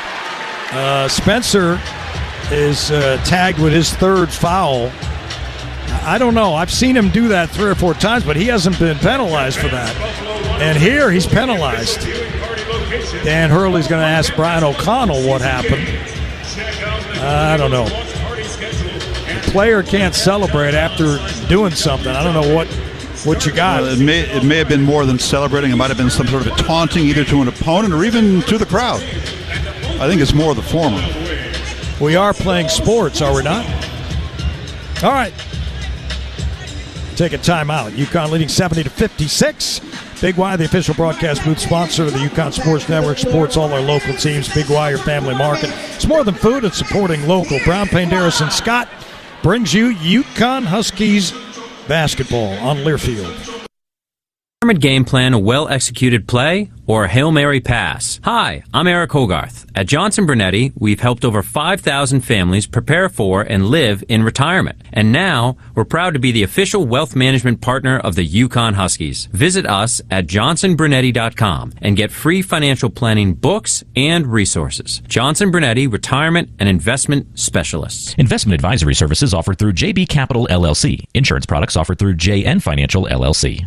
Dun Kings, Boston just birthed the biggest man-boy band of now time. They're fearless, a little reluctant, and creating a whole new genre of music for the year 24. This is Mike Crispino, voice of the Huskies. Oh yeah, these guys are almost pop music with a sound fueled by the Dun Kings iced coffee. Iced coffee with a French vanilla swirl, vanilla shot, sweet cold foam, and cinnamon sugar topping. Order the whole Dun Kings menu on the app for the Dun Kings iced coffee. Or pop into a local Dunkin' and don't forget to add the Munch Kings skewer. Dun Kings, America runs on Dunkin'. Price and participation may vary. Limited time offer, terms apply. Aw, shucks, the game's on TV, but I can't listen to the call of my favorite team broadcasters. Never fear, Sync My Game is here. Sync My Game? Yes, Sync My Game. If you have a DVR and streaming device, head to syncmygame.com from Learfield. It's never been easier to hear the impassioned voices of your favorite radio crew synced with the TV. Wow, thank you, Mr. Just remember, syncmygame.com. Play-by-play coverage of UConn men's basketball is presented all season long by KeyBank, the exclusive retail bank of UConn men's basketball. Come join the DATCO team in 2024. Go to datco.com/jobs. DATCO is UConn's exclusive transportation partner. No one gets you closer to the game than SiriusXM College Sports Radio. Tune in for news, talk, and analysis from the offseason, regular season, postseason. We got your team covered anywhere you go. Get a free trial, SiriusXM.us/College Sports Radio 2023. So Cam Spencer's had a huge game for UConn, 6 of 8 from 3. Make that 5 of 5 from 3, 6 of 8 from the floor, 17 points. And he just drained a transition 3. And he comes down the court, makes the 3 on the way back up.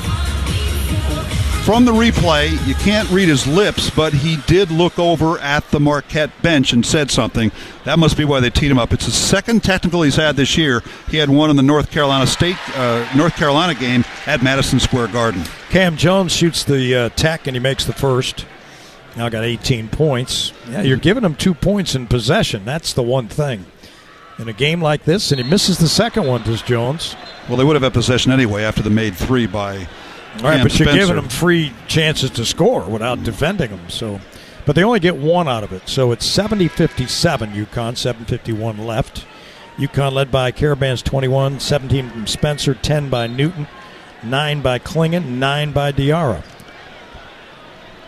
Cam Jones with it. Across the timeline, guarded by Diarra, left to right on the right sideline. The left-hander heads to his left, picked up on a switch by Spencer. Can't get the shot off and has to give it back outside to Joplin. Joplin gets control of it, works on Spencer along the baseline left. He attacks down low, goes to a fadeaway and makes it. He's a talented man, David Joplin. And Joplin now has 8. That's a size mismatch. Got a 4-inch size advantage on Spencer. No question. There's Newton back in the game, playing with 3 fouls. On the right hash, out front to Caravan. Caravan starts left and a weave to Diarra. They double him, almost turn it over. Caravan in the near corner. Spencer's open for 3. No, in and out. Oh, he had a nice look at that one. Didn't go in. UConn 13-23. Outside the arc, 7 minutes to go. Here's Cam Jones. Off the high screen from Iguodala. Back to Mitchell. Dribble penetration, Mitchell. And he's swallowed up by Klingon, who gets a block, and a loose ball comes to Spencer. Spencer on the right sideline to Newton. Newton skips it left to Caravan, turns and fires a three. Caravan no good off the left wing. Caravan now 5 of 9 from distance. Here's Iguodala into the front court. Pull up, push shot, no. Tip by Mitchell, rebounded by Caravan. UConn 36-23 on the boards. They have it in the front court left. 6:20 left. Diarra holds. They go down low. Klingon. And Klingon is fouled by Cam Jones. I'll tell you what, you don't want to see DC running down the lane at you. If you're a guy like Cam Jones, you got to do something. And he had to foul him. Well, Donovan's had his issues at the line this year, but he got a lot better. He had been 12 of 14. Then on Sunday went 5 of 8 against Seton Hall. And in this game, the big guy is 3 for 4. So that free throw shooting has improved, getting in the upper 50s now for the season. He misses that one. And Diarra comes out. Castle comes in now with 6:20 to go and 4 fouls. So I'm thinking Shaka Smart's going to go right at him. Klingon shooting into the student body, and the second one rolls in and out. He missed them both. There's Cam Jones, front court right, picked up by Castle. He's at the left hash in front of Shaka Smart. He gives it up to Iguodala, gets it back, starts to his right. Now back to his left, off the switch to Mitchell, deep in the corner, guarded by Spencer. High post pass to Iguodala, left of the lane. He faces up, gives back to Cam Jones, starts to his left, stays with it along the baseline, nowhere to go. Guarded by Castle, already into the paint to Iguodala. Now they're down to 2. They're going to get a shot off, are they? No. It does get off before the shot clock, and here comes Spencer into the front court. He gives to Newton. Newton drives into the paint. Back to Castle, and they'll restart to Caravan. Back to Castle on the right wing. They go down low to Klingon. Makes the catch. Got his shot blocked. Try to save it, and down he goes. Well, that was good deed down in the paint by the Golden Eagles, because Joplin blocked the shot. Klingon was right at the rim. And then Klingon got the ball back as he fell out of bounds, so it's Marquette ball. Klingon comes out. He's been wearing that stretch piece on his right arm because he's had an elbow bruise there for the last week or so, and he's holding it now. He's had some fluid there, and it's bothered him. So he'll go to the bench after landing hard on the floor. 5:20 to go in the game. This is Mitchell trying to blow by Cam Spencer, and Spencer fouls him. That's his 4th. Now UConn's got 2 men on the floor with 4 fouls with 5:19 to go. Now, do you want to clarify why the crowd was cheering so loud for those missed free throws by Klingon? It wasn't because he missed the free throws, which they also wanted, but there was another bonus involved. It had to be free food of some kind. Yeah, they had a thing up on this big scoreboard, which we're pretty close to. We're closer to the big scoreboard than we are to the floor. And it's a Shake Shack burger, correct, yes. So they get burgers because Klingon missed that free throw.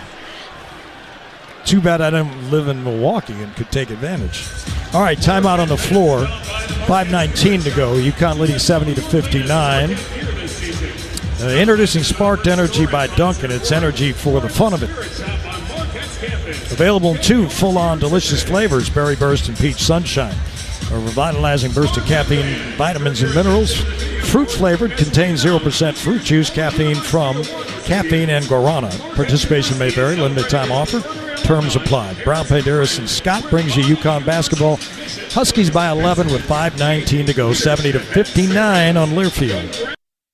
Family Market is proud to be the broadcast booth sponsor of the UConn Radio Network. Whether it's a meal for 2 or setting up a feast for the whole team, make sure to visit your local Big Y for it all. Grab some grinders, a party-sized pizza, even sushi and sandwiches. Big Y has all the essentials to satisfy even the hungriest crew. I'm iHeartMedia's Renee Danino, reminding you that it all starts with a trip to Big Y, your family market. It's more than food. It's my Big Y. The exclusive home of the Huskies. This is the UConn Sports Network from Learfield. into the building for the first time after the shooting. It was crippling, but it had to be preserved. In response to the Pulse nightclub shooting that affected the LGBTQ community, Barbara Poma, owner of Pulse, founded the One Pulse Foundation to honor Pulse victims and survivors. If you're an ally of this community, speak out. There are more of us together than apart. It is the power of love in its rawest form. Join the fight for LGBTQ acceptance. Learn how at lovehasnolabels.com. Brought to you by Love Has No Labels and the Ad Council. The impact of a meal goes well beyond feeding our bodies, because feeling full can sound like this. How did the interview go? I did it! I got the job! I can't believe it! And like this. Mom, I got first place at the science fair with my volcano project. That's amazing, sweetie. Congratulations. Because when people are fed, futures are nourished, and everyone deserves to live a full life. Join the movement to end hunger at feedingamerica.org/actnow. Brought to you by Feeding America and the Ad Council.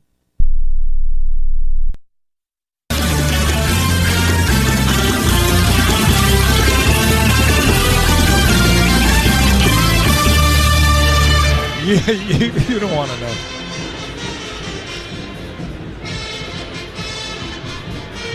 If you've been injured in an accident, give yourself the Salomon and Morelli advantage. Tell the insurance company you mean business. Call 1-800-WIN-WIN-1. Salomon and Morelli is the exclusive and official personal injury law firm of UConn Athletics. 70-59, UConn on top of Marquette, 5:19 to go on March the 6th, which is the 79th birthday of a former UConn great basketball player, Bill Holowati, who, by the way, has also been the head coach of 4 Eastern Connecticut State University baseball national championships. He was a member of 3 Yankee Conference championship teams, 2 NCAA tournament teams, averaged 9 points, 8 rebounds a game his senior year, and also got a lot of rebounds and passes of shots to Toby Kimball, Wes Balasupnia. Yeah, one of the first players I listened to on George Ehrlich way back when in the field house, right? He would have been a phenomenal player had he not blown his ankle out early in his career. He was involved in the last win of the 1965 season that went 23-3 when they beat Rhode Island 88-73 on Holowati's 20th birthday. Mitchell misses the free throw, front end. UConn has 17 fouls now. Marquette has only 4. We have 5 minutes left in the game. UConn leading 70-59. Here's Newton out front to Diarra, along with Samson, Johnson, Caravan, and Castle. The handoff to Newton, who starts to his right, wants to attack into the paint. Guarded there by Joplin. Can't get a shot off, and the ball deflects over to Diarra. Now they're down to 3, they're down to 2, and the ball is deflected out of bounds. UConn's got 1 second to shoot. This is not going to be easy. Tristan Newton's had a quiet second half. He had all 10 of his points in the first half. So Castle's got to inbound. I don't know what he's going to try to do here. He only has 1 second, so just don't turn it into a disaster. They get it to Caravan, who fires, and off the right side of the rim, no good. Shot clock violation. He missed the shot anyway. So that's UConn's 9th turnover, still taking pretty good care of the basketball. So that one doesn't count against Caravan because the shot clock went off. Yep, he's 5 for 9 from 3, and Spencer's 5 for 6. Just missed his first 3, Spencer did. Cam Jones back in the game. Stevie Mitchell across the timeline, left to right. Out front to Iguodala, and he gives it up to Jones. He's guarded by Castle, who's got 4, remember. Iguodala, high post left, puts it on the floor. Attacks Samson Johnson, spins to his left. Jump hook, good. Man, that is like money for him. 15 on 7 of 15 shooting. 9-point game. Crowd rising here with 4:20 to go. Diarra to Samson Johnson, straight away, guarded by Iguodala. Puts it on the floor, almost lost the dribble, hands back to Newton, who drives into the paint, all the way to the basket, trying to bank it in, it's loose, and Caravan came up with it. Caravan in the paint, lays it in, oh wow, what a play by AK-11, wow. Big-time offensive rebound. More second chance points for the Huskies. 23 for Caravan. Near steal by Castle. They get it down low to Joplin, and it's stolen by Caravan. Back in the hands of Joplin, who launches a 3 and misses. It's tipped around in Castle. Let's see, Newton got the rebound, but I think the foul's on Caravan. Under 4 minutes to go. It's on Caravan. That's his first of the game, but what a game he has had.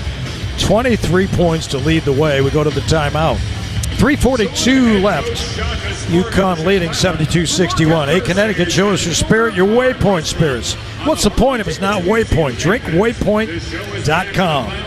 From Brown, Paderos, and Scott, UConn by 11 with 3:42 to go. This is UConn basketball on Learfield. The Xerox Company is a proud sponsor of the UConn Huskies. We're Connecticut's largest provider of leading Xerox office technology, workflow automation, managed print services, software solutions, and audio-visual technology. We operate locally to offer you superior service and support, combined with the most advanced technology available in the industry. Our sales professionals make it their business to understand yours. So please contact us today for a free office technology assessment. Visit us at cbs-gisx.com or call toll-free at 1-800-842-0009. At KeyBank, we know a small moment like, what's it like to have a yard? Can lead to an even bigger question like, am I ready to buy a home? And that's the type of moment where we'll meet you, prepared to talk about everything you need to know when applying for a mortgage, so you can try to turn those backyard dreams into reality. Paul? Yes? Question. Are you a hammock person? You know, I think I might be. For every financial need, we'll meet you in the moment. KeyBank opens doors. NMLS 399797, Equal Housing Lender. College sports fans now have access to hundreds of weekly podcasts that zero in on the college sports world. Now available in the Varsity Podcast Network and part of the new Varsity app. The app is free and available from wherever you get your favorite apps. Download the Varsity app today to have access to hundreds of national podcasts as well as your favorite team-focused podcasts. The Varsity Podcast Network, now available for free on the Varsity app. Download from the App Store and listen today. This is UConn men's basketball. Now back to our Big Y broadcast location.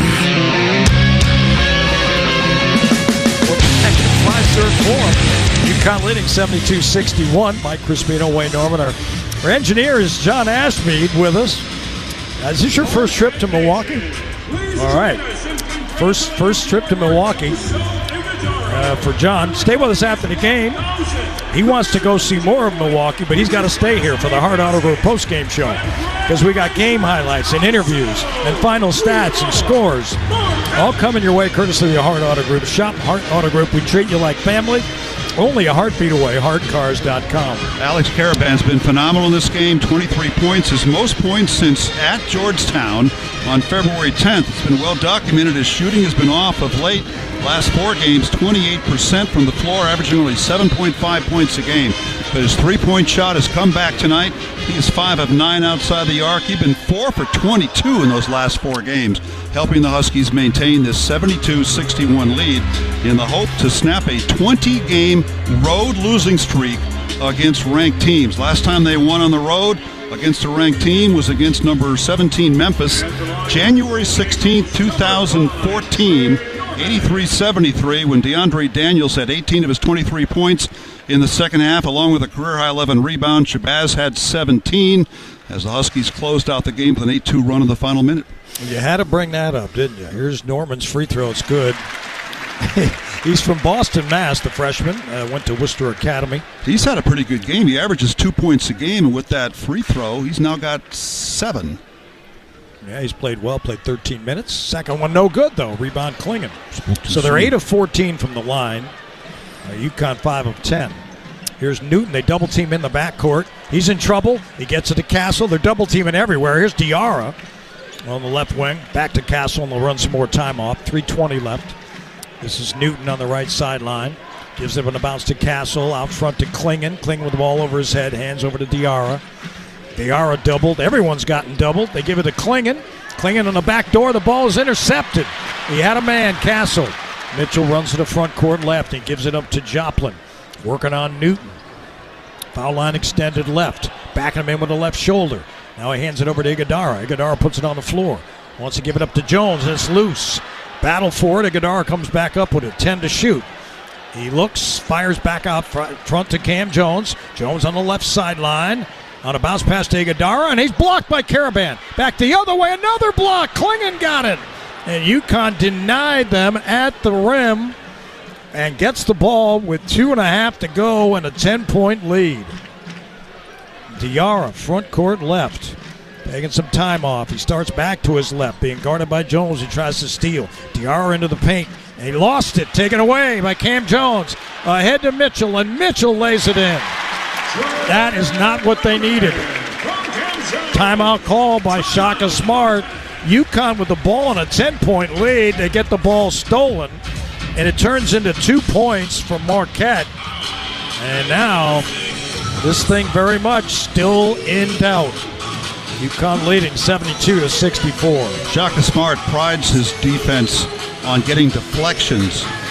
Mitchell, the leader in deflections, 150 on the year. Iguodaro has 49, and that time it was a deflection by Cam Jones that set up the steal and the fast break to Mitchell. And they actually track it on the big board here. Marquette has a total of 30 deflections in this game, as the Huskies now have 12 turnovers in the contest. Again, they've been averaging only 7.5 in the last 3 games coming in, as Marquette has 8 turnovers. Marquette came in ranked 8th in the country. Their KenPom rating is 13, 19th in terms of offensive efficiency, 18th in terms of defense. I'll tell you, Wayne, at Creighton the other day and here tonight, without Tyler Kolek, their best player, they're right in it. They're tough. I mean, this team is not going to be an easy out in New York, and I don't think in the NCAA tournament either, if they can get Kolek back. No, don't forget, at Creighton, down 2 with under 4 minutes to go in that game. They also didn't have Iguodaro, who was out with the flu, so 2 key players for them didn't play, and they were still just down 2 with 4 minutes to go until eventually Creighton pulled away and won 89-75. Cam Jones had 23. Jones has been lights out lately, 27 points a game in the last 4, shooting 56% from 3 and 64 from the floor. He's their high man tonight. He's got 18 points, but 7 of 15, 2 for 4 from 3. UConn's bringing those numbers down for a guy that's been red hot. And they need a guy like Cam Jones to step up when you don't have Tyler Kolek on the floor. Kolek, the nation's leader in assists per game at 7.6. They have 8 assists on their 25 field goals in the game. That is not Marquette-like. So, full court pressure here by Marquette as Castle runs the baseline, gets it into Newton. Back to Castle and ahead to Caravan. Into the front court left they come. Caravan on the right sideline gives up his dribble. Now he's in some trouble. Gives it up to Newton on the right hash in front of Dan Hurley. They're doubling the ball. Newton's in trouble, and now he rips through. He gives it left to Spencer for 3. No good. Back rim. Loose. Chased down, and it's going to be UConn ball. Klingon with just great hustle got involved there, and Marquette touched it last. And with under 2 minutes to go, we'll see if we're getting a review here. Another offensive rebound for the Huskies. That is 17. They have been so dominant again on the offensive glass.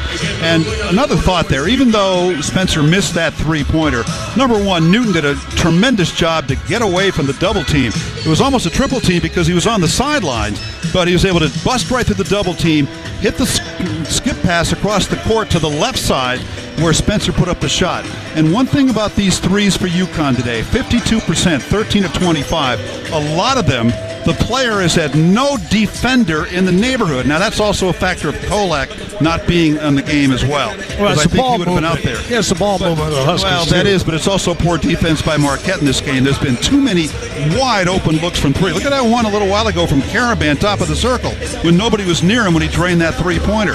This one was missed by Spencer, but he again was wide open because of the good ball movement on the other side of the court from Tristan Newton.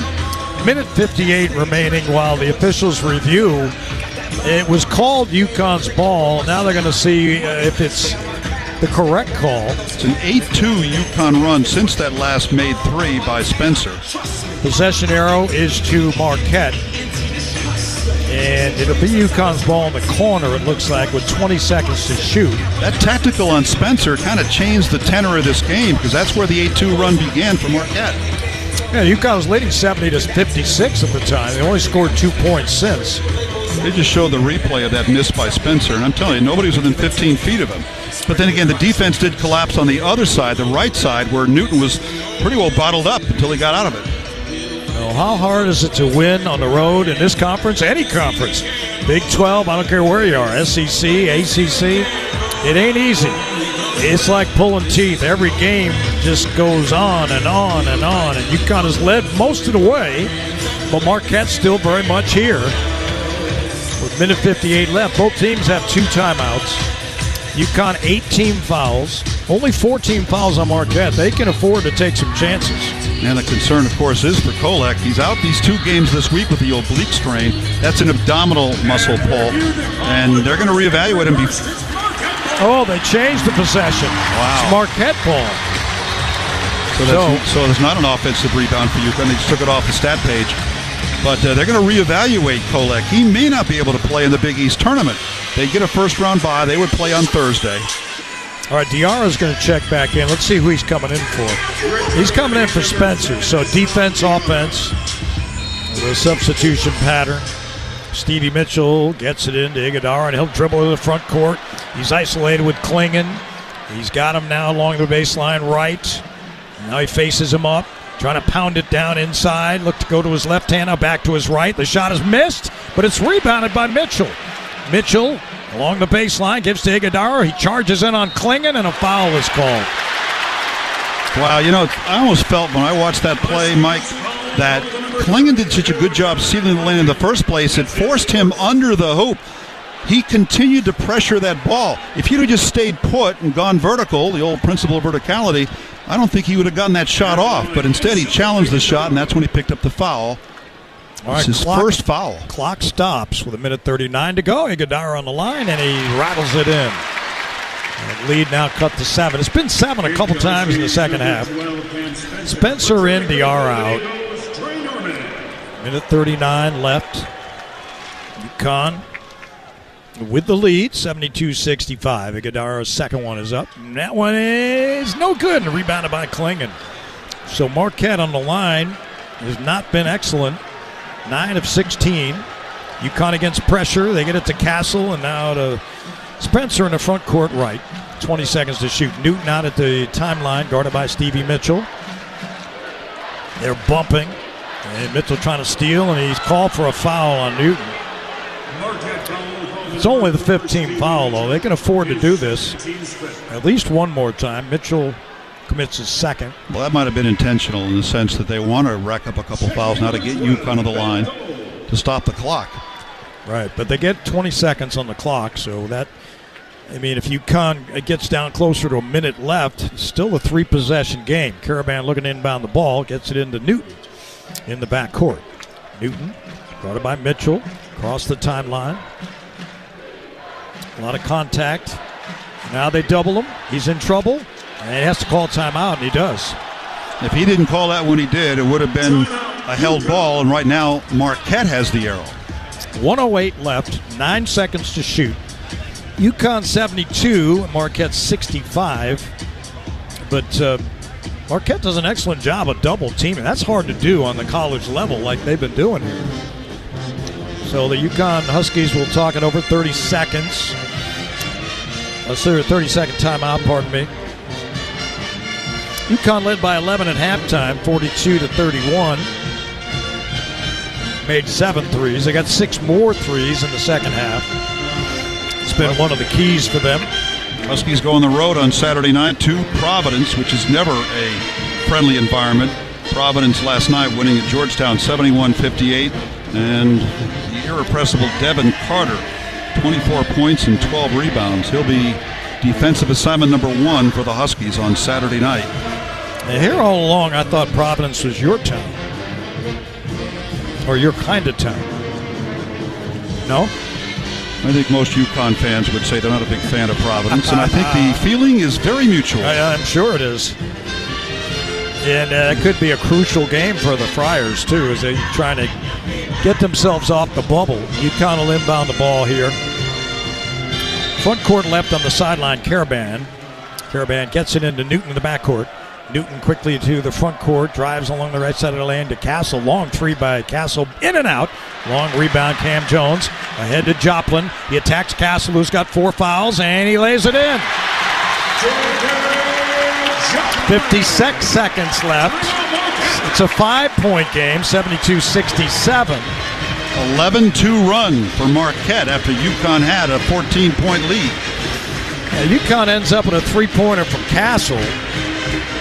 He's 2 for 9 on the day. He's only got 4 points. So just to reiterate what you were saying a moment ago, Saturday night, the Big East regular season champ Huskies will be wrapping up the regular season at the AMP against Providence. We'll have the pregame at 7:30 here along the UConn Sports Network, Varsity Network app, and the VarsityNetwork.com. Castle equaled a season high with 21 points on Sunday against Seton Hall. He's had double-figure scoring in 5 of the last 6 games. The one he didn't, the first Marquette game when he scored 3 points. He's got 4 tonight. So here's the situation. UConn's got a timeout. They have 9 team fouls. The next foul by the Huskies will be 2 shots for Marquette. And Marquette's got another foul to give if they want to. So we shall see how the Huskies handle it. It'll be Karaban to inbound. No one's going to pressure him. It's 5-on-4 around the rest of the court. And Karaban looking to get it in. Newton trying to shake loose. They get it to Spencer. It's guarded by Cam Jones. They double him. UConn works Karaban to the front court. Castle ahead to Newton. And Newton double teamed. And he is fouled. That's a 6-team foul. UConn with 20 seconds on the clock. 45 seconds left in the game. Ben Gold's going to check in. And he will come in for Trey Norman on the defensive side to guard Klingon. Karaban will inbound across from us on the sideline next to Dan Hurley. He looks to get it in and gets it into Newton. Newton double team for the moment, and they almost strip him, and they do steal it. And now they have the ball with 39 seconds left. Here comes Joplin. Joplin into the front court. He gives it up to Iguodara, front court. Hands to Cam Jones, guarded by Castle. Jones into the paint on Klingon. Hangs in the air. The ball deflected loose by Karaban. Into the hands of Ben Gold. 15 to shoot. And a timeout by Shaka Smart with 24.4 left in the game. 15 to shoot. And UConn leading by 5, 72 to 67. So a 2-possession game. You got to figure Marquette will try to go to the basket right away and force UConn to inbound. Maybe foul them then. Hope for a missed free throw on the front end. Still very much up in the air. This Marquette crowd has been raucous all night long as their team came in at 22-7, 13-5 in the conference, second in the conference right now. UConn, of course, the regular season champs at 16-2. Huskies have done it from outside the arc and on the boards.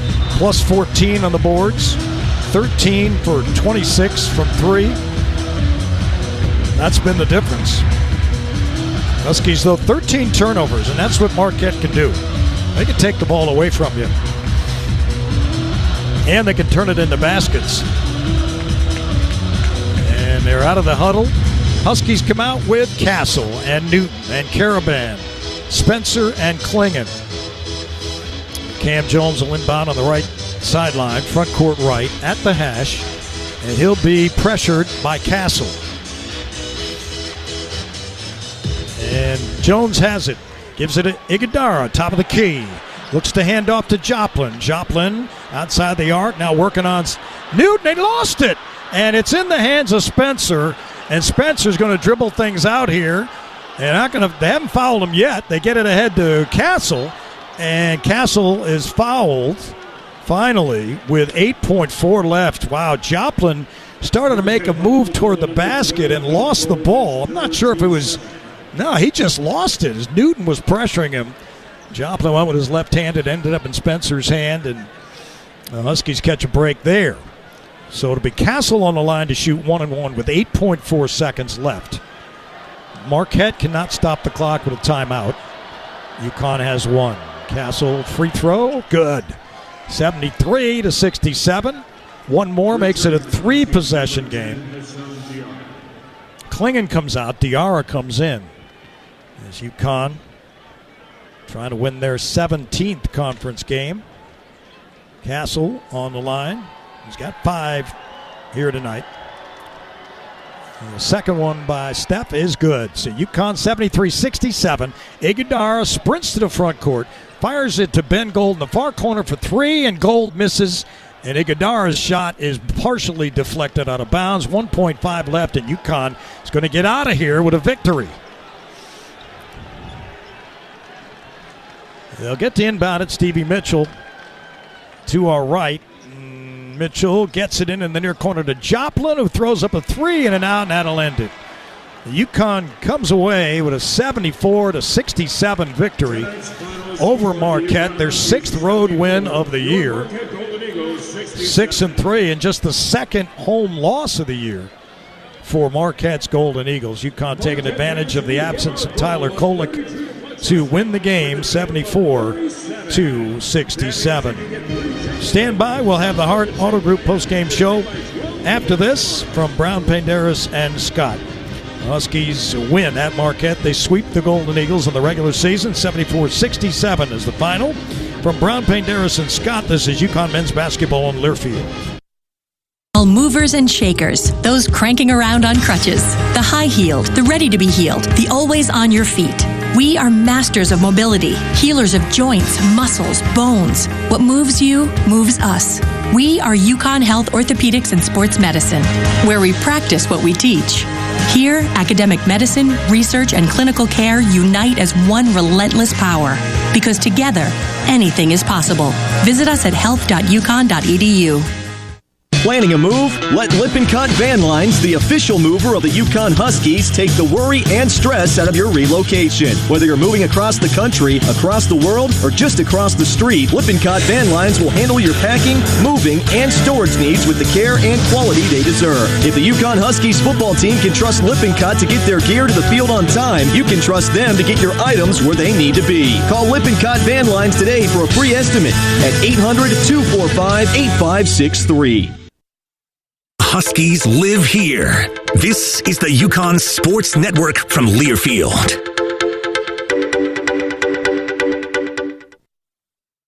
Hi, I'm Smokey Bear, and I made an assistant to help you out, because only you can prevent wildfires. Hey, Assistant Smokey Bear. Call me Papa Bear, because I'm grilling up dinner. Do you get it? Yes, good job. So, what should I do with all these coals? Don't just toss them out. Put them in a metal container because those embers can start a wildfire.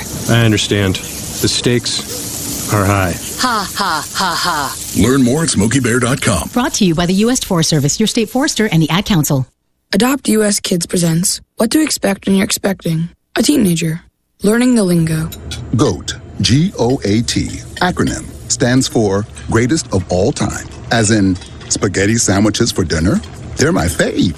Dad, you're the GOAT. You don't have to speak teen to be a perfect parent. Thousands of teens in foster care will love you just the same. Visit adoptuskids.org. Brought to you by the U.S. Department of Health and Human Services, Adopt US Kids, and the Ad Council.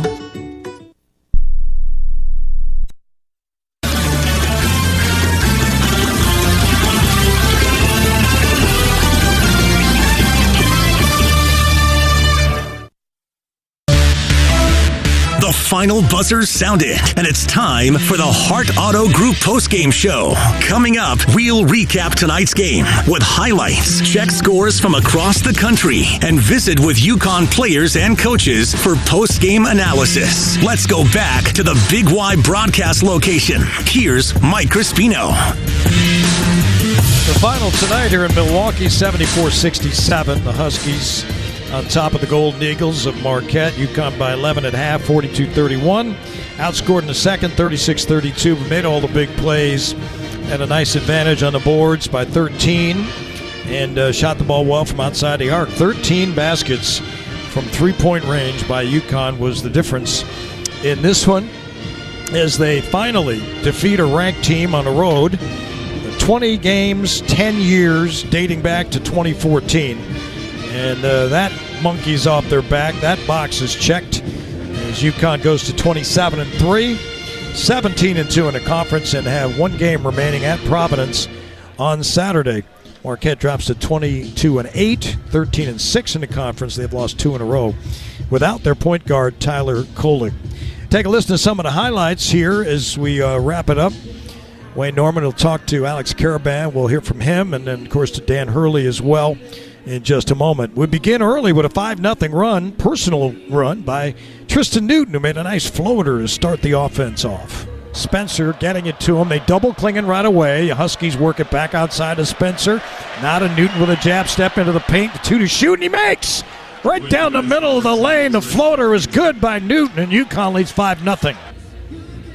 And Newton was hot early, 10 points, and he helped the Huskies get off to a good start offensively. Alex Caravan been struggling from outside the arc, but not tonight. He was the star of the game for the Huskies, 23 points, 5 threes, and a couple in a row to give UConn a 16-15 lead in the first. Diarra, jab step move into the paint. Diarra finds Caravan, front court left, and he hits another 3. He was on the left sideline. He hits back-to-back jacks. Mr. Big Shot, and it's 16-15 UConn. And that answered a 12-0 Marquette run, which is the longest run against a UConn team this year. 7th time a team has had a double-digit run against UConn, but that was the longest run by any team as Marquette went from 5-0 down to 12-5 ahead. Caravan kept it up with another 3 thanks to the assist from Spencer, as Caravan scored 9 of UConn's 11 points over a course of time here, and they were able to, with just one field goal other than Caravan, over a 4.5-minute stretch to extend their lead to 21-17. Took a shot and hit the bottom of the rim. UConn rebounds. Diarra on a run out. Gives to Spencer in the corner. Caravan delivers a triple. Great feed by Spencer. 21-17 UConn by 4. 7:40 to go. Yeah, 1 of 6 assists by Spencer in this one. He was looking out for his teammates beautifully in this game. Castle struggled finishing underneath. He was 2 for 9 overall, but this is one of the best plays of the game as he was on the offensive glass, and UConn had a lot of second chance points in the game, 19 to be exact. That was a big difference in this one, and Castle was part of it as they opened up a 9-point lead. Castle for 3, no good. Another rebound by Jalen Stewart. He gives to Castle, who attacks and makes the shot. It was partially blocked originally by Iguodaro, but Castle got it back and laid in left-handed. 33-24 UConn. And with 4 minutes left, the Huskies were able to lead 35-24. This is in the first half. And another of these wild sequences where the second chance points were just huge. As I mentioned, they had 19 of them. UConn had 16 offensive rebounds.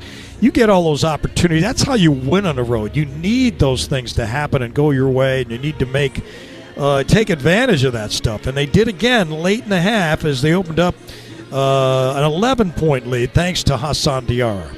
And Klingon got the rebound. It comes loose to Caravan. Now Castle into the paint, dumps to Klingon. He can't get a hand on it.